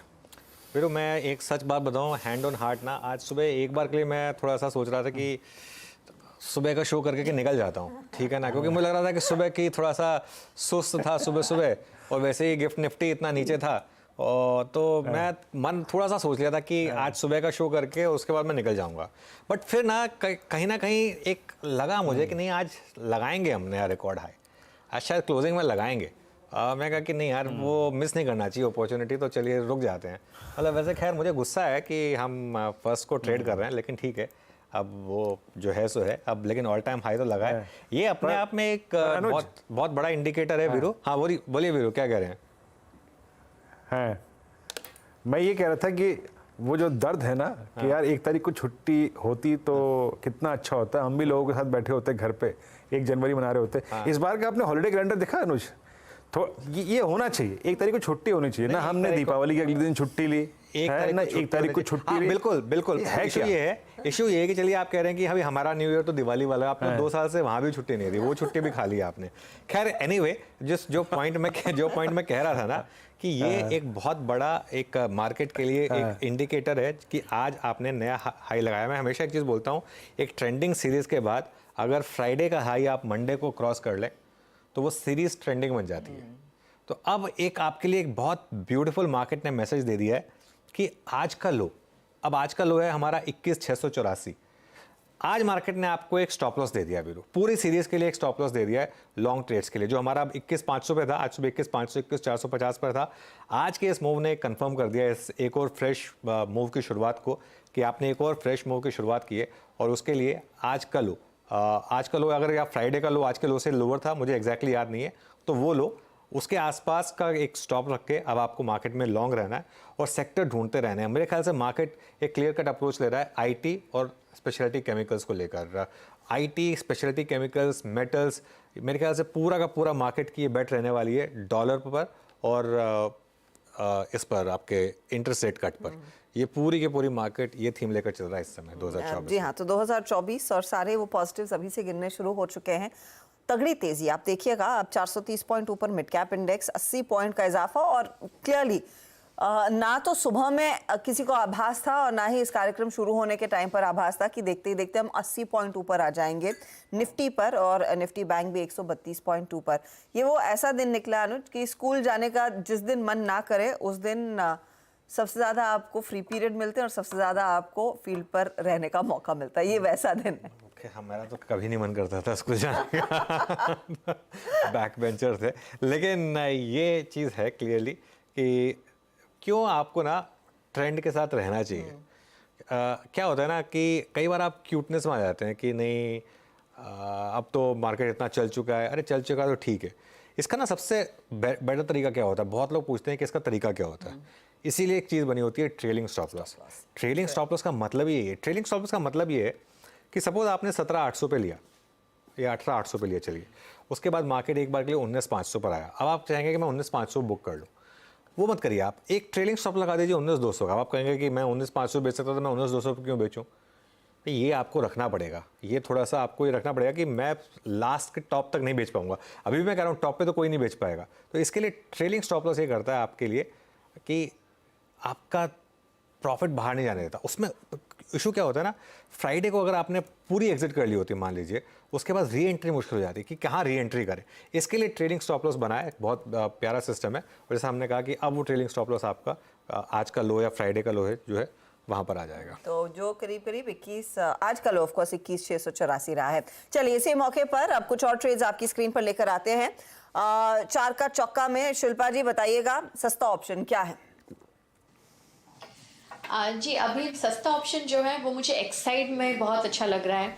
एक्साइड यहाँ पे बिल्कुल रेडी है 345 से 350 जोन्स को टेस्ट करने के लिए। तो एक्साइड पे यहाँ पे रहेगा सस्ता ऑप्शन 340 का कॉल ऑप्शन जो रफली अभी ₹7.65 में ट्रेड कर रहा है। आप इसमें पार्टिसिपेट कीजिए। ₹5.5 का यहाँ पे स्टॉप लॉस मेंटेन कीजिए। जो पहला टारगेट रहेगा वो रहेगा ₹9.90 का, फिर ₹11.5 और ₹14 के टारगेट से। ओके चलिए राजेश पालवी के पास चलते हैं। राजेश जी गुड आफ्टरनून, बताइए आपका एफएनओ सुपरस्टार। तो जी पीएसयू बैंक में हमें लगता है पीएनबी यहाँ पे बाय करना चाहिए। काफी अच्छा मोमेंटम हमने देखा और जिस तरीके से लास्ट सीरीज से ये फॉलो अप बाइंग यहाँ पे कंटिन्यू होते हुए दिख रही है। स्टॉक अब हमें लगता है ₹100 के लेवल को क्रॉस करने के लिए बिल्कुल रेडी है। पीएनबी फ्यूचर के हम टारगेट एक्सपेक्ट कर रहे हैं यहाँ पे आना चाहिए 105 से 108 की तरफ। स्टॉप लॉस रखेंगे यहाँ पे करीब 96 के आसपास। ओके तो आपका पीएनबी फ्यूचर्स ट्रेड है राजेश पालवे जी का। मानस जी के पास चलते हैं चार्ट का चमत्कार पिक करने के लिए। मानस क्या पिक कर रहे हैं आप? वीरेन जी देखिए अदानी इंटरप्राइजेस में खरीदारी करने की राय रहेगी, क्योंकि अब स्टॉक ने अगर आप देखेंगे तो हाई टॉप हायर बॉटम्स का कंफर्मेशन दे दिया और पिछले करेक्शन में भी ये 20 डे मूविंग एवरेज के नीचे नहीं गया।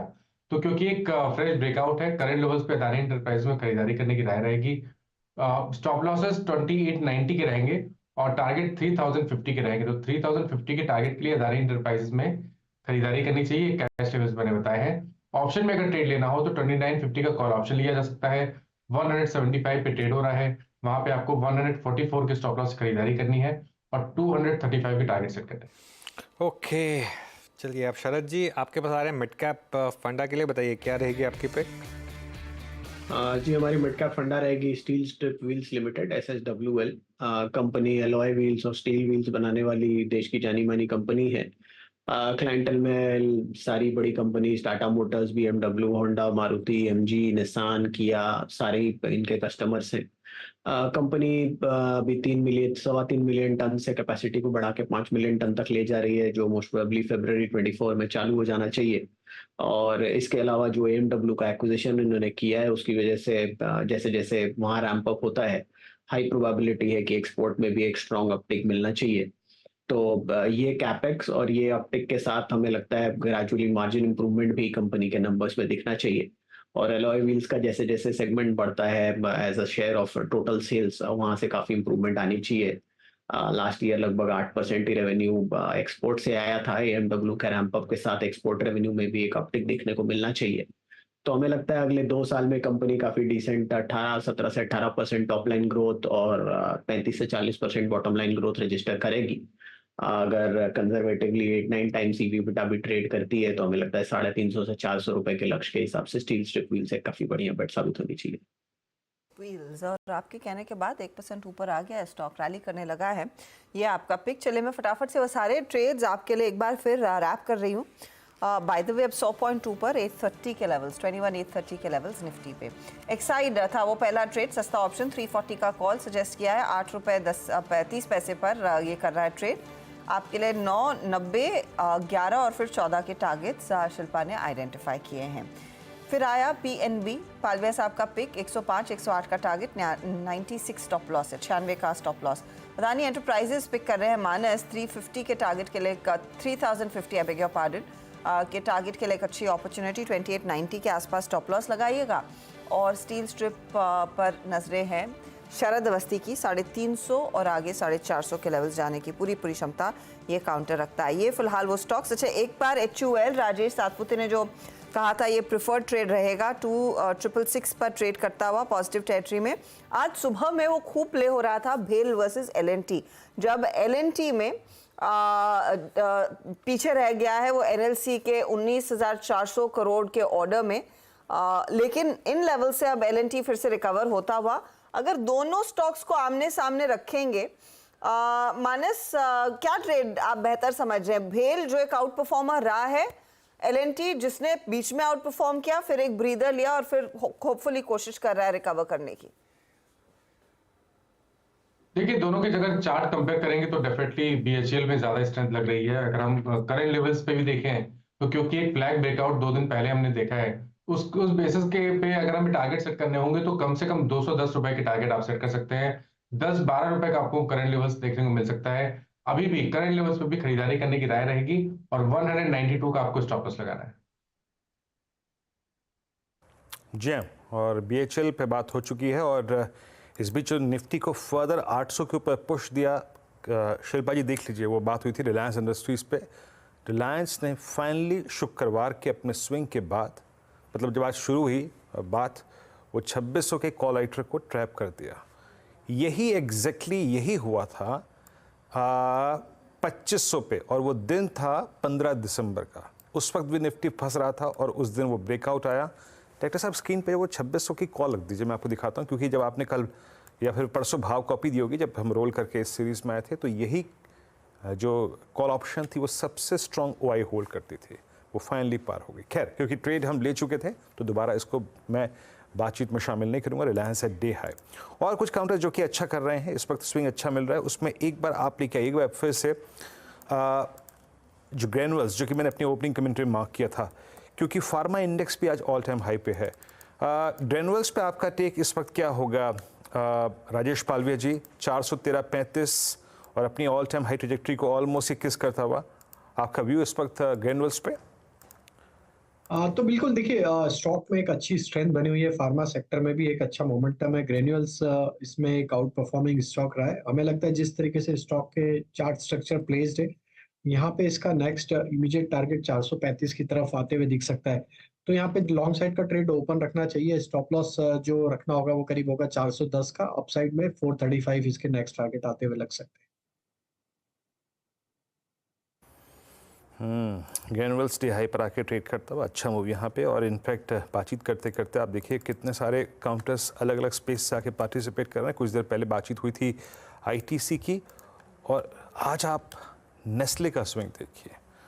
आज नेस्ले का स्विंग ऐसा है, मेरे ख्याल से नेस्ले में ये जो आज का इंट्राडे स्विंग है, ये 19 दिसंबर के बाद सबसे बड़ा इंट्राडे गेन। हालांकि अब इस लेवल पे बात नहीं करेंगे, बट मार्क करना बहुत ज़रूरी था। मुझे बैंकिंग से एक काउंटर थोड़ा सा और इंप्रेस कर रहा है, और सेकेंड डे के ओआई एडिशंस में अपीयर होता हुआ बंधन बैंक। एक बार शिल्पा जी बंधन बैंक पे टेक देंगे? ये भी टूने डिमा की ट्रेजेक्टरी से पिछले 3 दिन में बाहर निकल के आया है। ज़रा ओआई रखिएगा नीचे प्लीज़।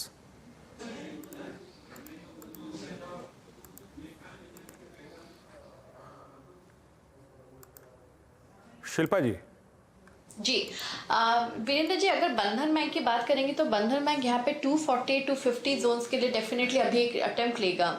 ये जैसे इसको क्रॉस करता है तो यहाँ पे मुझे लगता है इमीडिएट टारगेट्स फिर 265 के आपको आते हुए मिलेंगे। तो यहाँ पे थोड़ा सेफ प्ले करने के लिए इंस्टेड ऑफ फ्यूचर्स, क्योंकि रिस्क रिवॉर्ड थोड़ा फेवरेबल नहीं होगा, आप ऑप्शंस के थ्रू प्ले कर सकते हैं। ऑप्शंस में 250 का कॉल ऑप्शन जो अभी रफली 9.5 रुपये में ट्रेड कर रहा है, आप इसमें पार्टिसिपेट कीजिए। स्टॉप लॉस यहाँ पे 5 रुपये का मेंटेन कीजिए। फिर यहाँ पे ये जैसे 250 जाएगा और उसके ऊपर सस्टेन करेगा तो ये आपको बहुत strong movement towards 18, 20 may be 25 के भी लेवल्स आते हुए मिलेंगे। तो definitely very good buy with stop loss of 5। एक अच्छी अपॉर्चुनिटी क्लियरली यहाँ पर बंधन बैंक में बनती दिखाई दे रही है। मार्केट मोमेंटम में है, लेकिन अच्छा खासा मोमेंटम तो लोगों में देखने को मिला है, क्योंकि ये हम दफ्तर पहुंच गए हैं, लेकिन दूसरी दुनिया भी अब वापस धीरे धीरे करके दफ्तर आएगी। लेकिन पीक हॉलिडे सीजन से हम लौटते हुए दिखाई देंगे और भारत की ट्रैवल इंडस्ट्री में बड़े बदलाव आते हुए दिखाई देंगे, चाहे वो आपका रेगुलर लीजर ट्रैवल हो, डोमेस्टिक ट्रैवल हो, या फिर आने वाले दिनों में जो बढ़ेगा स्पिरिचुअल ट्रैवल। अगले 5 साल में यही ट्रैवल इंडस्ट्री 2 गुना हो सकती है, यानी कि पर्यटन में निवेशकों के लिए एक बहुत बड़ी अपॉर्चुनिटी उभर कर आएगी। सुमित के पास चलते हैं जो आपको बताएंगे एग्जैक्टली लेटेस्ट रिसर्च रिपोर्ट्स क्या कह रही हैं भारतीय ट्रैवल इंडस्ट्री के बारे में, कितनी पिक्चर बढ़िया देखने को मिल रही है। Sumit good afternoon. वैसे आप ऐसे लग रहे हैं कि एकदम न्यू ईयर पार्टी अभी खत्म हुई और आप ऑफिस इसलिए ऐसा आया कि किसी को ये लगे ना कि मैं गया था पार्टी में कि नहीं गया। एनीवेज, तो ट्रैवल इंडस्ट्री, वो जो विजुअल तो सबने देखे ही होंगे, टनल पे जाम के और एक भारी भरकम भीड़ जाने के।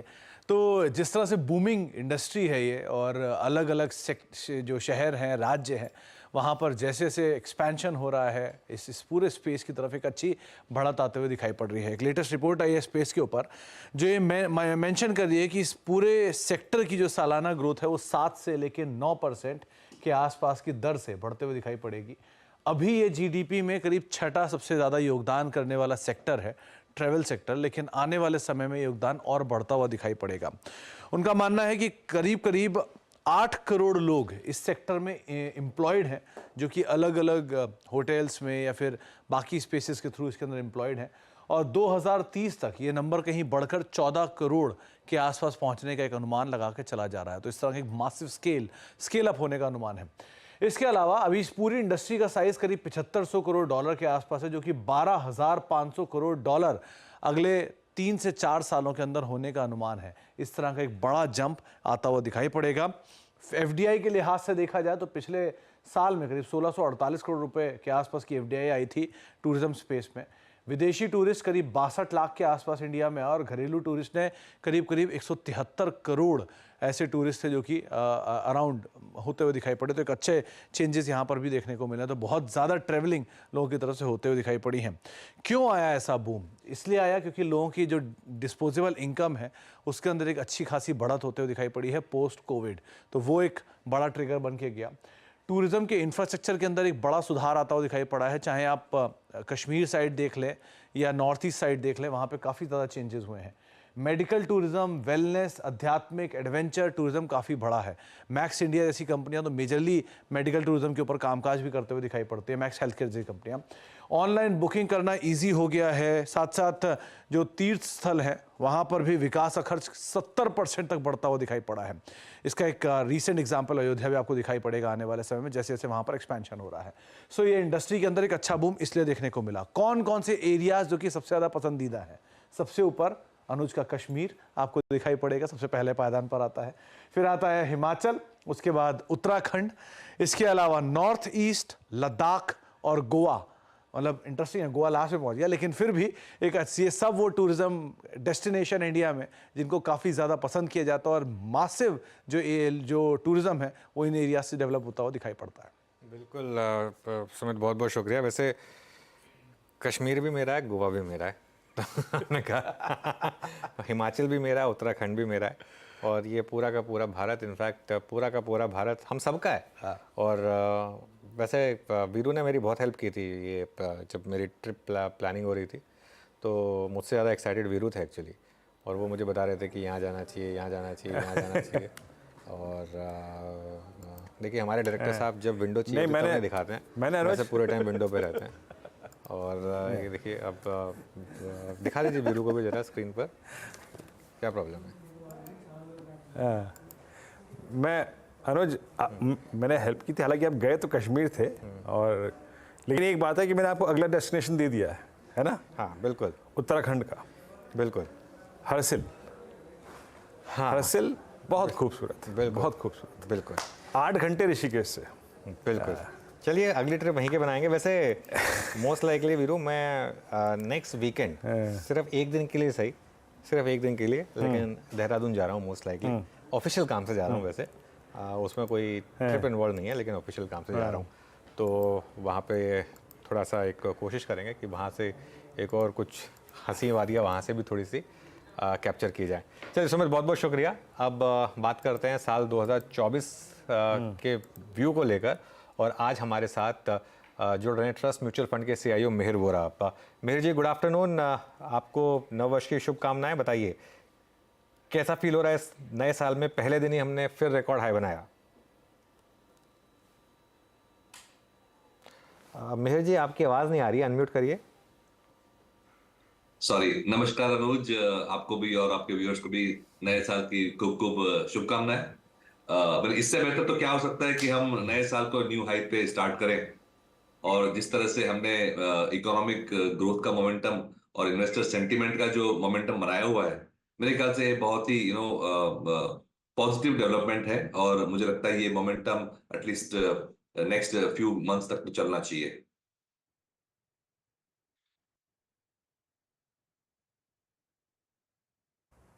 ओके, तो ये मोमेंटम जो है वो कायम रहेगा, और आई थिंक ये मिहिर जी के कमेंट। मिहिर जी, एक और चीज़, अब यहाँ से मतलब जिसके पास होल्डिंग पड़ी हुई अच्छी बात है, और जो कमिटेड है अपनी होल्डिंग पर वो भी अच्छी बात है, बट 2 प्रश्न हो रहे हैं, मतलब आ रहे हैं कि जब FIs लौट रहे हैं, एक बार फिर से क्रमबद्ध तरीके से उनका पैसा आ रहा है, दिसंबर में आया भी, और जब पैसा थोड़ा सस्ता होगा बाहर तो वो भारत की तरफ आएगा। क्या चेस करना चाहिए? तर्कसंगत मेरा प्रश्न ये है कि मैं भी अगर कुछ चेस करना हो फ्रेश, जिसको शायद फॉरेन कैपिटल भी चेस करे, वो प्रेफर डेस्टिनेशन स्पेस सेक्टर्स कौन से होंगे? मेरे जी। बिल्कुल। तो मेरे ख्याल से एफआईआई के फ्लोज अगर लास्ट पिछले थोड़े महीने में देखें, जब से पॉजिटिव होना शुरू हुए हैं, तो उनका फोकस और हमारा जो व्यू है दोनों बिल्कुल एक ही डायरेक्शन में है कि जो हमारी जो लोकल इकोनॉमी है, डोमेस्टिक इकोनॉमी है, वो ग्लोबल इकोनॉमी से बेटर करेगी। तो सारे जो सेक्टर्स हैं डोमेस्टिक लिंक्ड है, वो बेटर करेंगे। और विद इन दैट मेरे ख्याल से अगर हमें 6.5-7% का जो जीडीपी ग्रोथ अचीव करना है, तो विद इन दैट जो फिजिकल एसेट क्रिएशन वाली थीम है, जैसे कि infrastructure, capital goods, construction, manufacturing, railways, defence, जहां पे गवर्नमेंट स्पेंडिंग हो रही है कंस्ट्रक्शन वगैरह में, बिल्डिंग्स और रोड्स में, तो ये फिजिकल एसेट की बहुत ही हमने अंडर इन्वेस्ट करी है पिछले बहुत सारे सालों में। तो ये साइकिल एक रिवाइव होगा। तो ये सारे जो सेक्टर है link to physical asset creation and manufacturing, ये थीम में एफआईआई पैसे डाल रहे हैं मेरे ख्याल से, और ये डोमेस्टिक का भी as of now preferred sector रहा है। और उसको सपोर्ट करने में ऑफ कोर्स एंसिलरी सेक्टर जो होता है वो फाइनेंशियल सर्विसेज का है, जो क्रेडिट ग्रोथ देता है, जो फ्यूल देता है फायर को। तो मेरे ख्याल से ये जो थीम्स हैं वो मेरे ख्याल से मजबूत थी लास्ट ईयर, और नेक्स्ट ईयर में भी ये कंटिन्यू रहेगी। ओके, अच्छा देखिए, निफ्टी फ्यूचर्स 22,000 पे पहुंच चुके हैं, अब स्पॉट के 22,000 पे पहुंचने का इंतजार है। ऑब्वियसली सीरीज की शुरुआत है, प्रीमियम काफ़ी हाई है। मेरे जी, केमिकल्स में एक शानदार कमबैक रहा है पिछले एक महीने में, यहाँ पर आपका क्या व्यू है और क्या आपके पोर्टफोलियो में केमिकल स्टॉक्स हैं इस समय? डेफिनेटली केमिकल्स ऑफ कोर्स पहले बहुत अच्छा परफॉर्म किए थे, फिर एक साल ऑलमोस्ट हमने काफी शार्प करेक्शन देखा, जैसे चाइना का प्रोडक्शन ऑनलाइन वापस आया। मेरे ख्याल से केमिकल में मेरा व्यू ये है कि जो कंपनीज ने नई कैपेसिटीज डाली हैं और डाल रही हैं, उनका वॉल्यूम ग्रोथ अच्छा आएगा। तो हम मार्जिन इंप्रूवमेंट पे बेट ना करें, क्योंकि अब मेरे ख्याल से चाइना का भी नॉर्मलाइज हो गया है प्रोडक्शन, लेकिन जो चाइना +1 और इंडिया में मैन्युफैक्चरिंग, ग्लोबल मैन्युफैक्चरिंग लाने की बात हो रही है, वो थीम तो अभी भी बिल्कुल बरकरार है। तो जो कंपनीज ने कैपेसिटीज डाली है या डाल रहे हैं in the process of putting up capacities, वो कंपनीज मेरे ख्याल से केमिकल स्पेस में अच्छा करेगी। सिमिलर सेक्टर है फार्मास्यूटिकल्स, जहां पे भी काफी 3-4 सालों से अंडर परफॉर्मेंस रही है, और वहां भी मुझे लगता है जो worst of the margin pressures थे वो मेरे ख्याल से ओवर हो गए हैं। तो केमिकल्स फार्मा दोनों क्लोजली लिंक सेक्टर्स हैं, दोनों में मुझे लग रहा है कि एक अच्छी रिवाइवल दिख सकती है। कुछ ही देर पहले हम फार्मा सेक्टर पर बात भी कर रहे थे Mihir, good afternoon, wish you a good new year. और बैटरी केमिकल्स वाले स्पेस पे हमने सुना कि वहां पर काफ़ी पोटेंशियल है क्योंकि काफ़ी इन्वेस्टमेंट आएगा, लेकिन ये पूरी ईवी ट्रांजिशन स्टोरी क्या प्ले आउट हो चुकी है?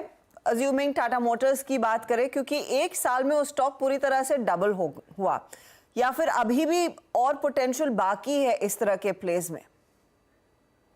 मेरे ख्याल से अभी तो ईवी ट्रांजिशन शुरू हुआ है। जो हमने इनिशियल अडॉप्शन देखा है वो लोअर कॉस्ट व्हीकल्स जैसे कि 2 व्हीलर्स में देखा है, लेकिन 4 व्हीलर्स का अडॉप्शन तो अभी भी काफी स्लो है, काफी स्लो नहीं है, लेकिन अभी भी काफी लो है। तो मेरे ख्याल से ये स्टोरी तो मेरे ख्याल से अभी शुरू हुई है। और जो स्टॉक्स आपने एक दो मेंशन किए वो मुझे नहीं लगता कि सिर्फ ईवी की वजह से चले हैं, वो ग्लोबल फैक्टर्स की वजह से भी चले हैं, क्योंकि ये कंपनीज का ग्लोबल एक्सपोजर की भी काफी है और वहां पे थोड़ी रिवाइवल दिख रही थी। तो ये भी एक फैक्टर है वो स्टॉक चलने का। बट ईवी की स्टोरी तो मेरे ख्याल से not only for domestic market but the bigger export market, दोनों में मेरे ख्याल से अभी पैन आउट होनी बाकी है। तो यहाँ पर आप इन ऑटोमोबाइल मैन्युफैक्चरर्स पर ज्यादा तवज्जो देंगे जो प्रोडक्ट्स लेकर आएंगे, या फिर उतने ही लुक्रेटिव आपके ऑटो एंसिलरी प्लेस रहेंगे? जैसे इन द लास्ट 1.5 वीक हमने देखा है सोना BMW जैसे स्टॉक में बहुत तगड़ी तेजी देखने को मिली। मैं नाम ले रही हूँ क्योंकि वो जहन में आते हैं, अब आप बताएं उनमें आपका पैसा लगा है या नहीं? बिल्कुल। मेरे ख्याल से कंपटीशन ज्यादा और कैपिटल एक्सपेंडिचर की जरूरत ज्यादा मेन ईवी मैन्युफैक्चरर्स को रहेगी, लेकिन उनकी जो सप्लाई चेन है, जैसे आपने कहा ऑटो एंसिलरीज हैं, उसमें ज्यादा फायदा हो सकता है, क्योंकि वहां तो हमने डोमेस्टिक मार्केट के लिए तो मैन्युफैक्चर करना ही है, लेकिन जो ग्लोबल मार्केट है जहां पे हम ऑलरेडी सप्लाई कर रहे हैं वो तो उससे भी ज्यादा बड़ी मार्केट है। तो वहां पे न्यू प्रोडक्ट्स इंट्रोड्यूस करना और वहां की जो पोटेंशियल है वो काफी ज्यादा है। तो मेरे ख्याल से रिलेटिवली स्पीकिंग ऑटो एंसिलरी में एक ज्यादा बड़ा प्ले हो सकता है for the next 1 to 3 years। Okay मेरी जी, आज मैं एक चीज़ स्क्रीन पे देख रहा हूँ, बहुत समय से जिसकी तलाश थी वो हो रही है। आज NBFCs का एक chunk, that's HFCs, housing finance companies, वो अच्छा मूव दे रही हैं। मैं आपसे स्टॉक स्पेसिफिक प्रश्न नहीं पूछ रहा हूँ, लेकिन जिस अनुपात में रियल स्टेट भागा था, जिस अनुपात में real estate ancillary home improvement भागा था, उसका मेरे ख्याल से 1/3 भी नहीं भागा था ये पोर्शन। अब हमारे पास एक्चुअली जो मापदंड होता था ना HDFC, वो नहीं है। अदरवाइज अगर आप स्टॉक्स को देखें, आज अच्छा स्विंग है। क्या 2024 में जिस पॉसिबल रेट कट की बात कर रहे हैं, EMIs के सस्ता होने की बात कर रहे हैं आप, अब थोड़ा सा इस स्पेस पे, आई मीन HFCs पर नज़र डालना चाहेंगे आप? थोड़ा सा व्यू पॉजिटिव है आपका, या फिर व्यू क्या है आपका यहाँ पे इस वक्त? बिल्कुल, जैसे आपने कहा, ये इंटरेस्ट रेट सेंसिटिव सेगमेंट है और 2023 में फर्स्ट हाफ में हमने देखा कि इंटरेस्ट रेट्स हाई होने की गुंजाइश थी और लास्ट पिछले 1-2 महीने से ऐसा लग रहा है कि जो पीक टाइटनिंग है globally as well as RBI के रवैये से दिख रहा है कि पीक टाइटनिंग अभी नहीं होगी। अब तो शायद लूजनिंग की बात और इंटरेस्ट रेट कट की बात हो रही है। तो ये ऐसे माहौल में जहां पे इंटरेस्ट रेट्स ईजिंग या इंटरेस्ट रेट्स लोअर जाने की बात होती है, तो ये इंटरेस्ट रेट सेंसिटिव को फायदा होता है क्योंकि कॉस्ट ऑफ बोरोइंग कम होती है। वॉल्यूम ग्रोथ मेरे ख्याल से आएगा, जैसे जैसे हम जॉब क्रिएशन की बात कर रहे हैं तो वॉल्यूम ग्रोथ आएगा। अभी तक हमने क्या देखा था कि जो हायर एंड हाउसेज हैं वो ज्यादा बिक रहे थे, तो जो बड़ी NBFCs थी, बड़ी हाउसिंग फाइनेंस कंपनीज थी, उनको ज्यादा फायदा हो रहा था। बट जैसे हम देखेंगे कि मैन्युफैक्चरिंग वगैरह में भी अगर एक्शन शुरू हो जाती है, जॉब्स क्रिएट होना एक्सीलरेट होता है, तो जो स्मॉलर टिकट साइज है होम्स हैं, उनमें भी अच्छी सेल हो सकती है। जैसे कि हम 10 से 30 लाख रुपए का जो सेगमेंट है, लोन सेगमेंट, वो सेगमेंट में भी ट्रैक्शन देख सकते हैं और वहां पे हमारे पास काफी सारी NBFCs हैं in the housing finance segment. तो ये एक पोटेंशियल ग्रोथ सेगमेंट जरूर हो सकता है क्योंकि अभी भी वैल्यूएशंस इतना एक्सपेंसिव नहीं है ये सेगमेंट में। ओके, अच्छा, मार्केट में एकदम से रिवर्सल आया और वो भी एकदम बड़ा वाला रिवर्सल आया हर्षदा। वीरू 21,820 से 830 तक गए थे हम और वहाँ से एकदम से 834 तक गए और वहाँ से एकदम से 21,760 पर आए और बैंक निफ्टी में करीब करीब 200 से ज़्यादा पॉइंट्स का रिवर्सल आया इंट्राडे में। एक बार बैंक निफ्टी भी ले आइए इंट्राडे में और ये देखिए बैंक निफ्टी 48,450 का हाई हिट करने के बाद एकदम से कोलैप्स हुआ बैंक निफ्टी। HDFC बैंक ने लीड किया उसको। HDFC बैंक का एक बार इंट्राडे चार्ट लेकर आइए, वहाँ पर एकदम से एक रिवर्सल आया और ये देखिए ये इस समय HDFC बैंक एकदम से ये वर्टिकल स्लाइड आई यहाँ पर और उसके अलावा even ICICI bank, state bank of India, यहाँ पर भी, इवन रिलायंस में भी इंट्राडे लेवल पर थोड़ा सा एक स्लिप आया। अगेन ये सब चीज़ें होंगी ऑल टाइम हाई पर, लेकिन एकदम से मार्केट रिवर्स हुआ। एकदम से कहाँ लग रहा था कि हम ऑल टाइम हाई पर बंद होंगे और कहाँ अब रेड में भी बंद होने के चांसेस लग रहे हैं। बैंक निफ्टी तो इनफैक्ट अच्छा खासा अब रेड में है, 112 पॉइंट रेड। वापस बैंक निफ्टी रख दीजिए एक बार स्क्रीन पर। बैंक निफ्टी में एकदम से एक इंट्राडे में कोलैप्स आया, ये देखिए आपके स्क्रीन पर। खैर इस पर बात करेंगे। अच्छा मेरी जी, एक और चीज़, हमने केमिकल्स की बात की, मेटल्स पर क्या व्यू बन रहा है? क्या ये सुपर साइकिल है? मेटल्स पे मेरा व्यू थोड़ा इतना हाई कन्विक्शन नहीं है क्योंकि अभी भी ऐसा नहीं लग रहा है कि चाइना की ग्रोथ बहुत ज्यादा एक्सीलरेट हो रही है और जो बड़े बड़े मेटल्स हैं उनकी जो फॉर्च्यून्स है वो चाइना की ग्रोथ से ज्यादा लिंक्ड है, इंडिया की ग्रोथ से कम लिंक्ड है। तो मेरे ख्याल से काफी वैल्यूजों में चले गए थे मेटल स्टॉक्स लास्ट ईयर जो स्लोडाउन की बात हो रही थी, तो काफी पिट चुका था ये सेक्टर, उससे रिवाइवल हुआ है। बट वेदर ये नया हाई बनाएगा या तो एक साल के लिए कंटिन्यूअस सुपर साइकिल बनेगा, वो भी मेरे मन में अभी भी शंका है। मार्केट में एक चीज़ जो थ्योरी डिस्कस हो रही है हर्षदा, कि जो सुनामी अलर्ट आया, वैसे वो सुनामी अलर्ट पहले ही आ गया था, हाँ। लेकिन शायद अब पहले ये डर था कि आएगा, मेरे ख्याल से ऑफिशियल वो आया है। अगर उसी कारण से मार्केट गिरा है तो बाइंग अपॉर्चुनिटी है, अगर उसी कारण से गिरा है तो। बाकी खैर कारण तो गिनाना इस समय टफ होता है मार्केट में, लेकिन उस वजह से गिरा है अगर, मतलब और कोई लॉजिक रीजन मुझे समझ में आ नहीं रहा है कि क्यों एकदम से मार्केट इस तरीके से इंट्राडे में कोलैप्स करेगा। जैसे कि हम डिस्कस भी कर रहे थे, रेड में भी बंद होने के चांसेस आ गए एकदम से। कहाँ हम एकदम से लग रहा था कि 100 पॉइंट ऊपर बंद होंगे, 22,000 का काउंटडाउन स्टार्ट हो गया था और कहाँ एकदम से मार्केट में कोलैप्स आया। जापानीज, अच्छा जापान एक वैसे भी ऐसे एरिया में है जहाँ पर बार बार टेक्टोनिक प्लेट शिफ्ट्स होती हैं, तो इट्स ससेप्टेबल टू अर्थक्वेक्स।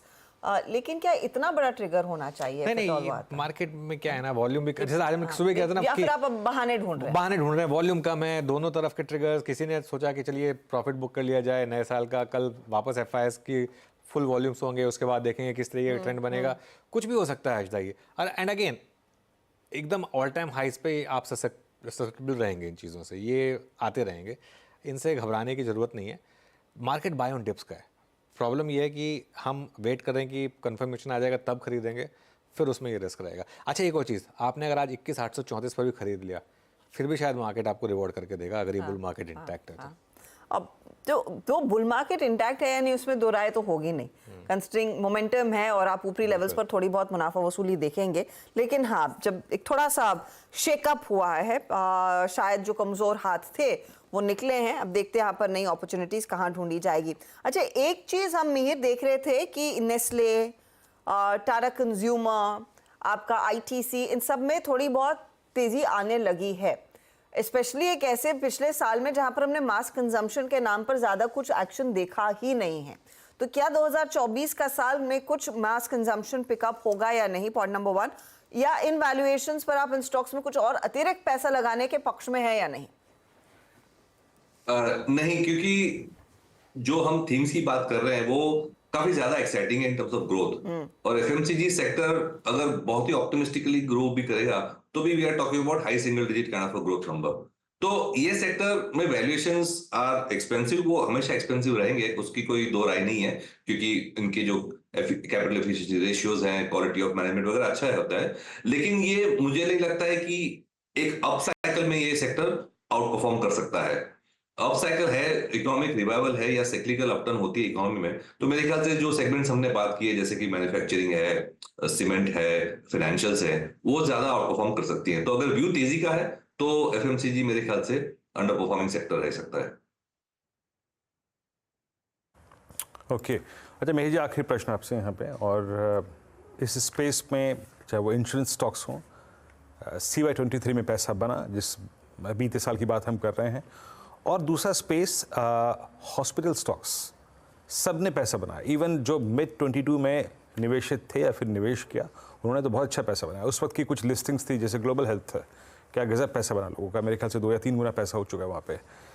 इनमें से ज़्यादा इंप्रेसिव थीम क्या लग रही है आपको इस साल के लिए? इसमें शायद मैं डायग्नोस्टिक भी जोड़ सकता हूँ।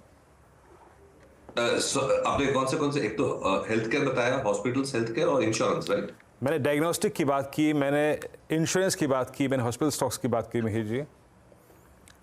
बिल्कुल, तो ये तो काफी अंडर पेनिट्रेटेड सेगमेंट है, और इसमें ऑर्गेनाइज्ड सेक्टर को ग्रो करने की काफी ज्यादा गुंजाइश है, और not only for domestic purposes where the demand जो है higher and higher quality of health care की आ रही है, और वो छोटी हॉस्पिटल्स या छोटे डायग्नोस्टिक सेंटर्स नहीं देख सकते। तो मेरे ख्याल से इसको ऑर्गेनाइज करने की बहुत ज्यादा स्कोप है, और इसमें जो बड़े हैं वो बड़े होते आएंगे। Listed companies will keep on growing faster than the industry. But एक जो बहुत ही अंडर अप्रिशिएटेड सेगमेंट है, जिसका हमने तो अभी सरफेस भी स्क्रैच नहीं किया है, वो medical tourism, global tourism for medical purposes के लिए है।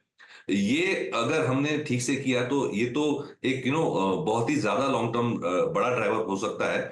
जैसे कि आप गुड़गांव में देखें या काफी सारी जो चेन्नई के हॉस्पिटल्स हैं, वहां पे ऑलरेडी काफी फॉरेन हेल्थ टूरिस्ट आते हैं, और ये तो हमने इंफ्रास्ट्रक्चर अभी इतना क्रिएट नहीं किया है, but with a little bit of government support and organised effort ये बहुत ज्यादा स्कोप है। तो मेरे ख्याल से इसमें तो कोई दो राय नहीं है कि ये सेगमेंट का जो रनवे है वो काफी लंबा है।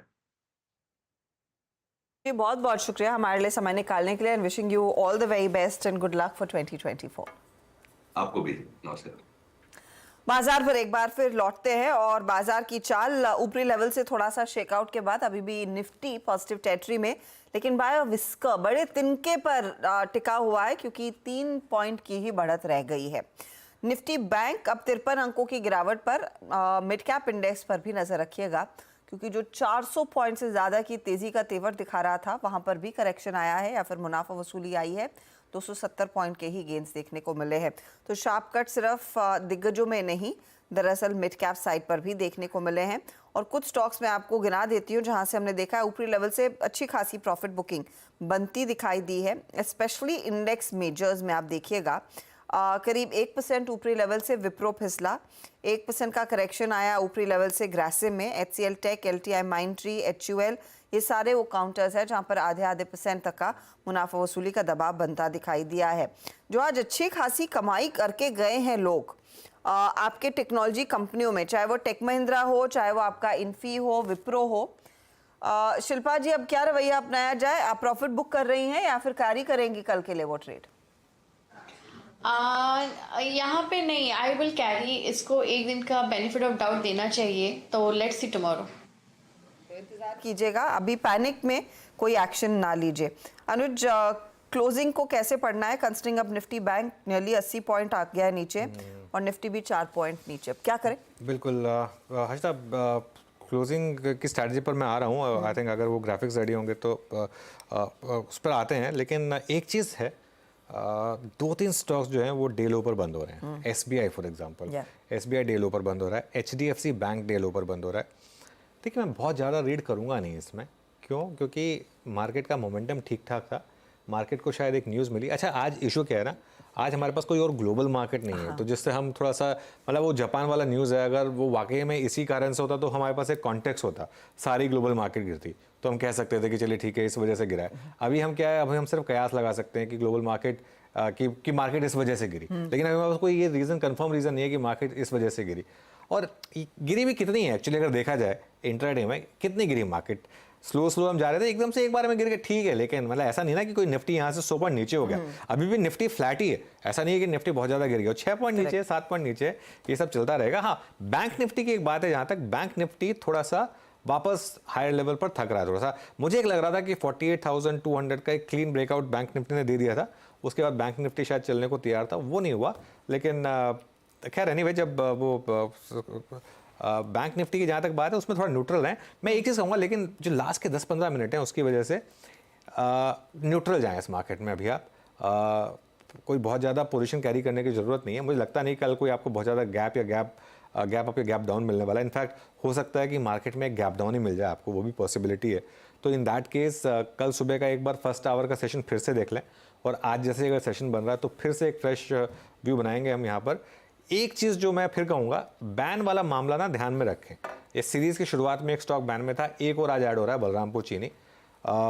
तो 2 तरीके हैं, या तो आज का लो जैसे मैंने कहा था 21,684 उसके करीब का आप स्टॉप लॉस रखें। अब कल अगर उसके नीचे खुले तो वो रिस्क हमेशा रहेगा, और या फिर आप न्यूट्रल जाएं, कल फिर फ्रेश व्यू लेंगे। बैंक निफ्टी की जहाँ तक बात है, बैंक निफ्टी को अब थोड़ा कैश मार्केट का सपोर्ट चाहिए, सिर्फ शॉर्ट कवरिंग से अब और मामला बनेगा नहीं। बैंक निफ्टी में थोड़ा सा मुझे लग रहा है FI का कैश चाहिए, स्पेशली HDFC बैंक और ICICI बैंक जैसे स्टॉक्स में। वो थोड़ा सा मुझे लग रहा है कि लास्ट 2 दिन में मिसिंग है, इसकी वजह से बैंक निफ्टी हायर लेवल पर सस्टेन नहीं कर पा रहा है शायद। तो थोड़ा सा ऊपरी लेवल से क्लियरली वो दबाव बनता हुआ, तो अब तेजी का ट्रेड लेना है या कैरी करना है, या फिर कुछ मंदी के ट्रेड्स भी कैरी किए जाएं? कावा जी बताइए, क्या ट्रेड लेंगे, STBT या BTST? नहीं, इसको मैंने कहा था जेके सीमेंट क्षेत्र, तो आज जेके सीमेंट मुझे पसंद है। 3829 पर ट्रेड कर रहा है, स्टॉप होगा करीब 3815 का, ज्यादा नहीं। On the upside target 3870। JK cement पर ध्यान देना चाहिए on the long side. Okay, JK cement, गावा सर के पिक। शिल्पा जी, आप क्या कैरी करेंगी? मेरा STBT रहेगा AB कैपिटल के फ्यूचर्स में। AB कैपिटल फ्यूचर्स 170 पे एक अच्छा खासा इसका रेजिस्टेंस है, तो यही स्टॉप लॉस रहेगा। और ये व्यू सही जाता है तो एक पोजिशनल यहाँ पे भी सेल कॉल जनरेट हो सकता है टूवर्ड्स 155 टारगेट। तो रिस्क रिवॉर्ड बहुत फेवरेबल है। It is STBT and also little positional sell with stop loss of 170। Okay, Manas ji, आपके कैरी करेंगे? मैं स्किप करूंगा आज, क्योंकि बहुत क्लियरिटी नहीं है। जिस तरह का सेलिंग प्रेशर देखने को आ रहा है और जिस तरह डेली चार्ट पे एक डोजी पैटर्न बन रहा है, मैं आज के लिए अवॉइड करूंगा। ओके, तो कोई ट्रेड इस समय मानस नहीं दे रहे हैं। शिल्पा जी, आपका क्या प्लान है? I beg your pardon, Rajesh ji, आपका क्या प्लान है? हर्षदा जी, हर्षदा जी, देखिए, मैं फार्मा सेक्टर के साथ जाना पसंद करूंगा, और उसमें से एक पिक रहेगा, वो रहेगा बायोकॉन में आज एक प्राइस एंड वॉल्यूम हरकत देखी गई, और ये जो इंपॉर्टेंट लेवल था वो था 255 का, 258 के आसपास का मुझे लगता है हमें बंद भाव मिलेगा। सो हमें अपने हमारे नेकलाइन के ऊपर का भाव मिल रहा है, तो हम यहाँ पे एक छोटा ट्रेड लेंगे with stop loss of 250। So it's a buy in Biocon, stop loss 250, target रहेगा 270 प्लस। चलिए, मार्केट डे लो पर आया, एकदम ऑलमोस्ट डे लो पर आया, 21,700 के नीचे आने की तैयारी हो रही है, और बैंक निफ्टी अब करीब 200 पॉइंट। अब मुझे लग रहा है कि ये पूरा का पूरा वो सुनामी वार्निंग का इम्पैक्ट है आज। तो लोग थोड़ा सा शायद उससे पहले डर रहे हैं, क्योंकि वो कि कल कैसे खुलेंगे ग्लोबल मार्केट। अच्छा, आज वैसे US में फ्यूचर्स का भी ट्रेड नहीं मिलेगा, क्योंकि उनका आज के दिन छुट्टी होगी, आज रात को छुट्टी होगी, तो हमें फिर क्लियरली सुबह में वो एशियन क्यू और ऑस्ट्रेलिया और जापान के मार्केट्स को ही देखना है। एग्जैक्टली। तो कल सुबह कैसे खुलेंगे एशियन मार्केट, ये आई थिंक ये कारण हो सकता है इसकी वजह से मार्केट इस तरीके से गिरा हो। राजेश पालवे जी, आपका ट्रेड क्या रहेगा? तनुज जी, मदरसन पे बाय करने की सलाह रहेगी। स्टॉक में एक अच्छा सस्टेन अप ट्रेंड बना हुआ है। जरूर थोड़ा ऊपर से एक प्रॉफिट टेकिंग देखने को मिला, लेकिन अगर अभी भी इसके स्ट्रक्चर देखें तो near term short term structure bullish है। 106.25 के आसपास अभी फ्यूचर ट्रेड कर रहे हैं, यहाँ पे बाय करने की सलाह है। स्टॉप लॉस रखेंगे 104 का, और हमें लगता है ये मोमेंटम यहाँ पे फर्दर एक्सटेंड होते हुए दिखेगा टुवर्ड्स 112 114 की तरफ। अच्छा शिल्पा जी, अभी हर्षदा ने जब गलती से पूछ लिया था कि शिल्पा जी क्या प्लान है, तो घबरा गई थी कि नहीं घबरा गई थी आप?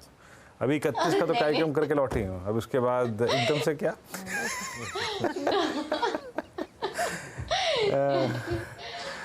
ओके चलिए, मुझे लगा कि कुछ और काम देना करते हैं, पड़ेगा तो मैं खुश होगी।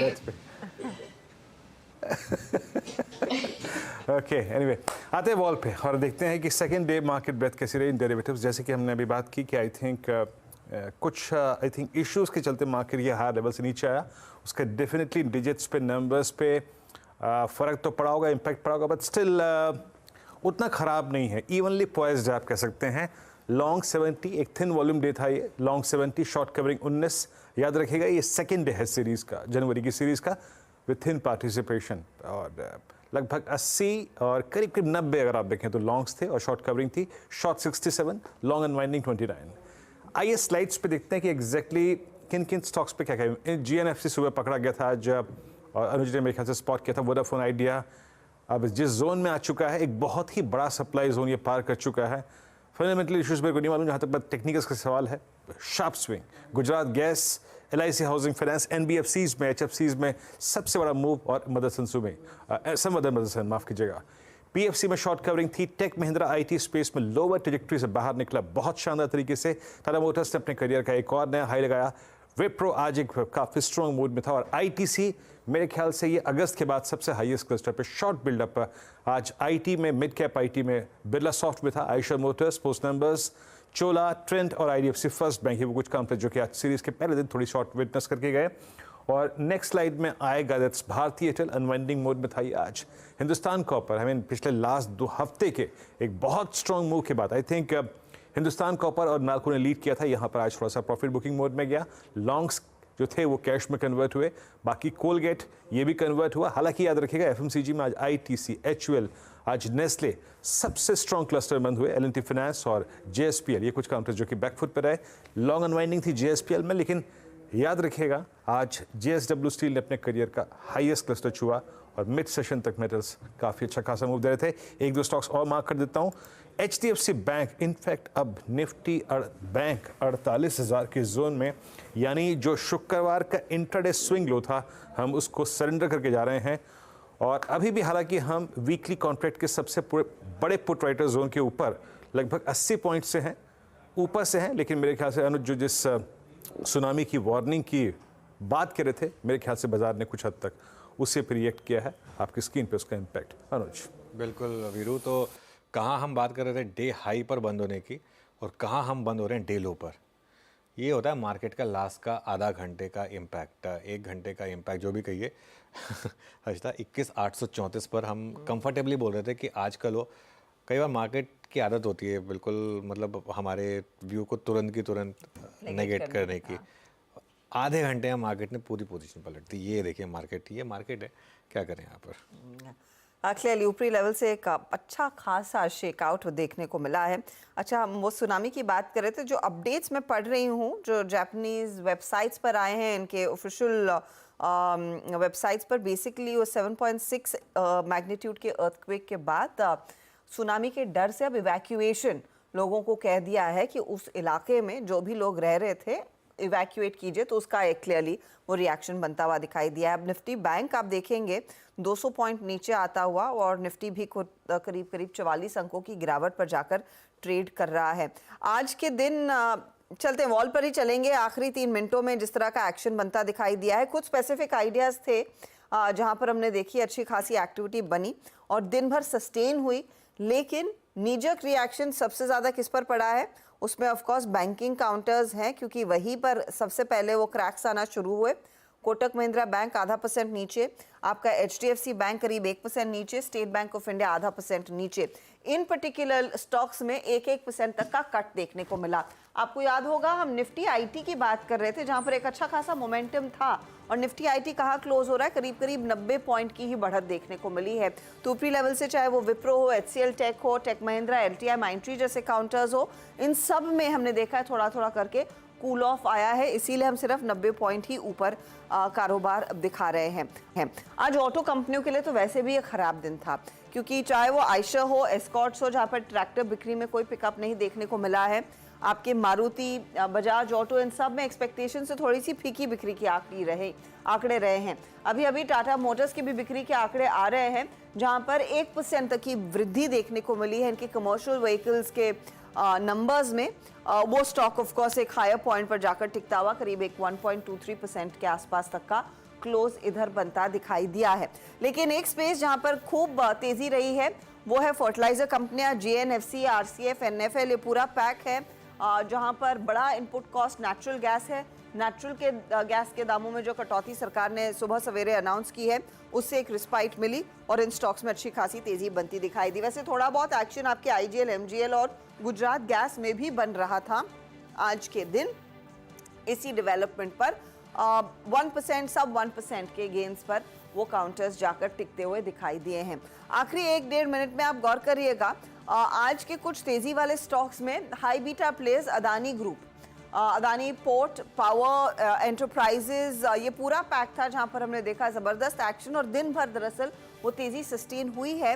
हालांकि कार्यक्रम की शुरुआत में जब हम ट्रेंडिंग काउंटर्स देख रहे थे, ये काउंटर्स 3% ऊपर थे, और अब आप क्लोजिंग पर देखेंगे तो सिर्फ 1.5% की ही बढ़त देखने को मिल रही है। तो ऊपरी लेवल्स पर अच्छा खासा लोगों ने यहाँ पर मुनाफा बुक किया है, वो साफ देखने को मिला है। मिड कैप इंडेक्स 400 पॉइंट ऊपर था आज, और क्लोज होते होते करीब करीब सिर्फ 200 पॉइंट तक के ही गेन्स यहाँ पर रह गए हैं। तो इधर भी एक अच्छा खासा कूल ऑफ देखने को मिला है।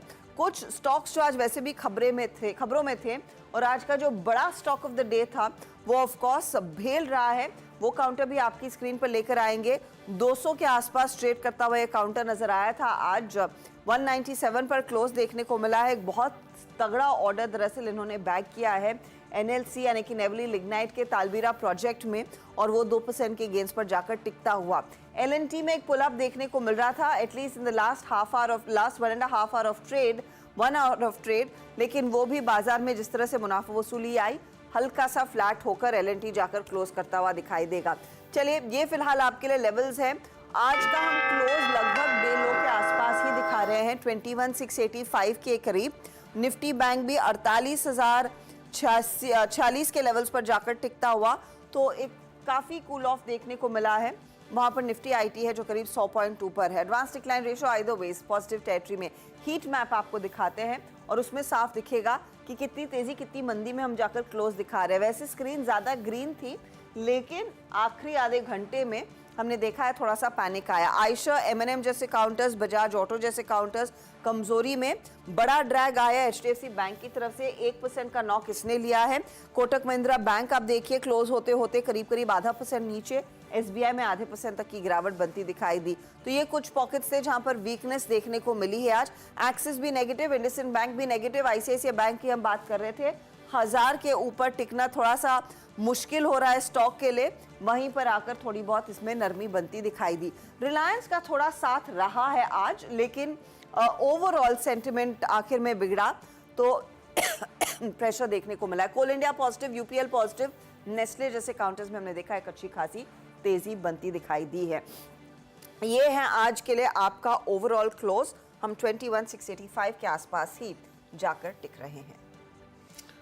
बिल्कुल, तो खैर डे हाई पर बंद होने की तैयारी थी। Tsunami came out of syllabus और डे लो पर बंद हुए हम। देखते हैं कल किस तरीके की ट्रेड रहती है। कल ध्यान रखिएगा, कल सुबह जब हम शुरुआत करेंगे तो US मार्केट क्यूज नहीं होंगे, क्योंकि US मार्केट आज सेलिब्रेट कर रहे होंगे 1 जैन को और न्यू ईयर को। तो कल हमारे पास US क्यूज नहीं होंगे, लेकिन हाँ एशियन क्यूज होंगे, और देखेंगे फिर कल किस तरीके के क्यूज आते हैं। वीरू, बिल्कुल अनुज, 1 जनवरी को आज आमिर खान की याद आ रही है, 3 बजे तक दंगल और उसके बाद गजनी। सोमवार के बाद अब मंगलवार को होगी फिर मुलाकात आपसे। मंगलवार की सुबह से मुलाकात होगी मेरे अनुज की मॉर्निंग कॉल में और मुनाफे की तैयारी। तब तक के लिए नमस्कार।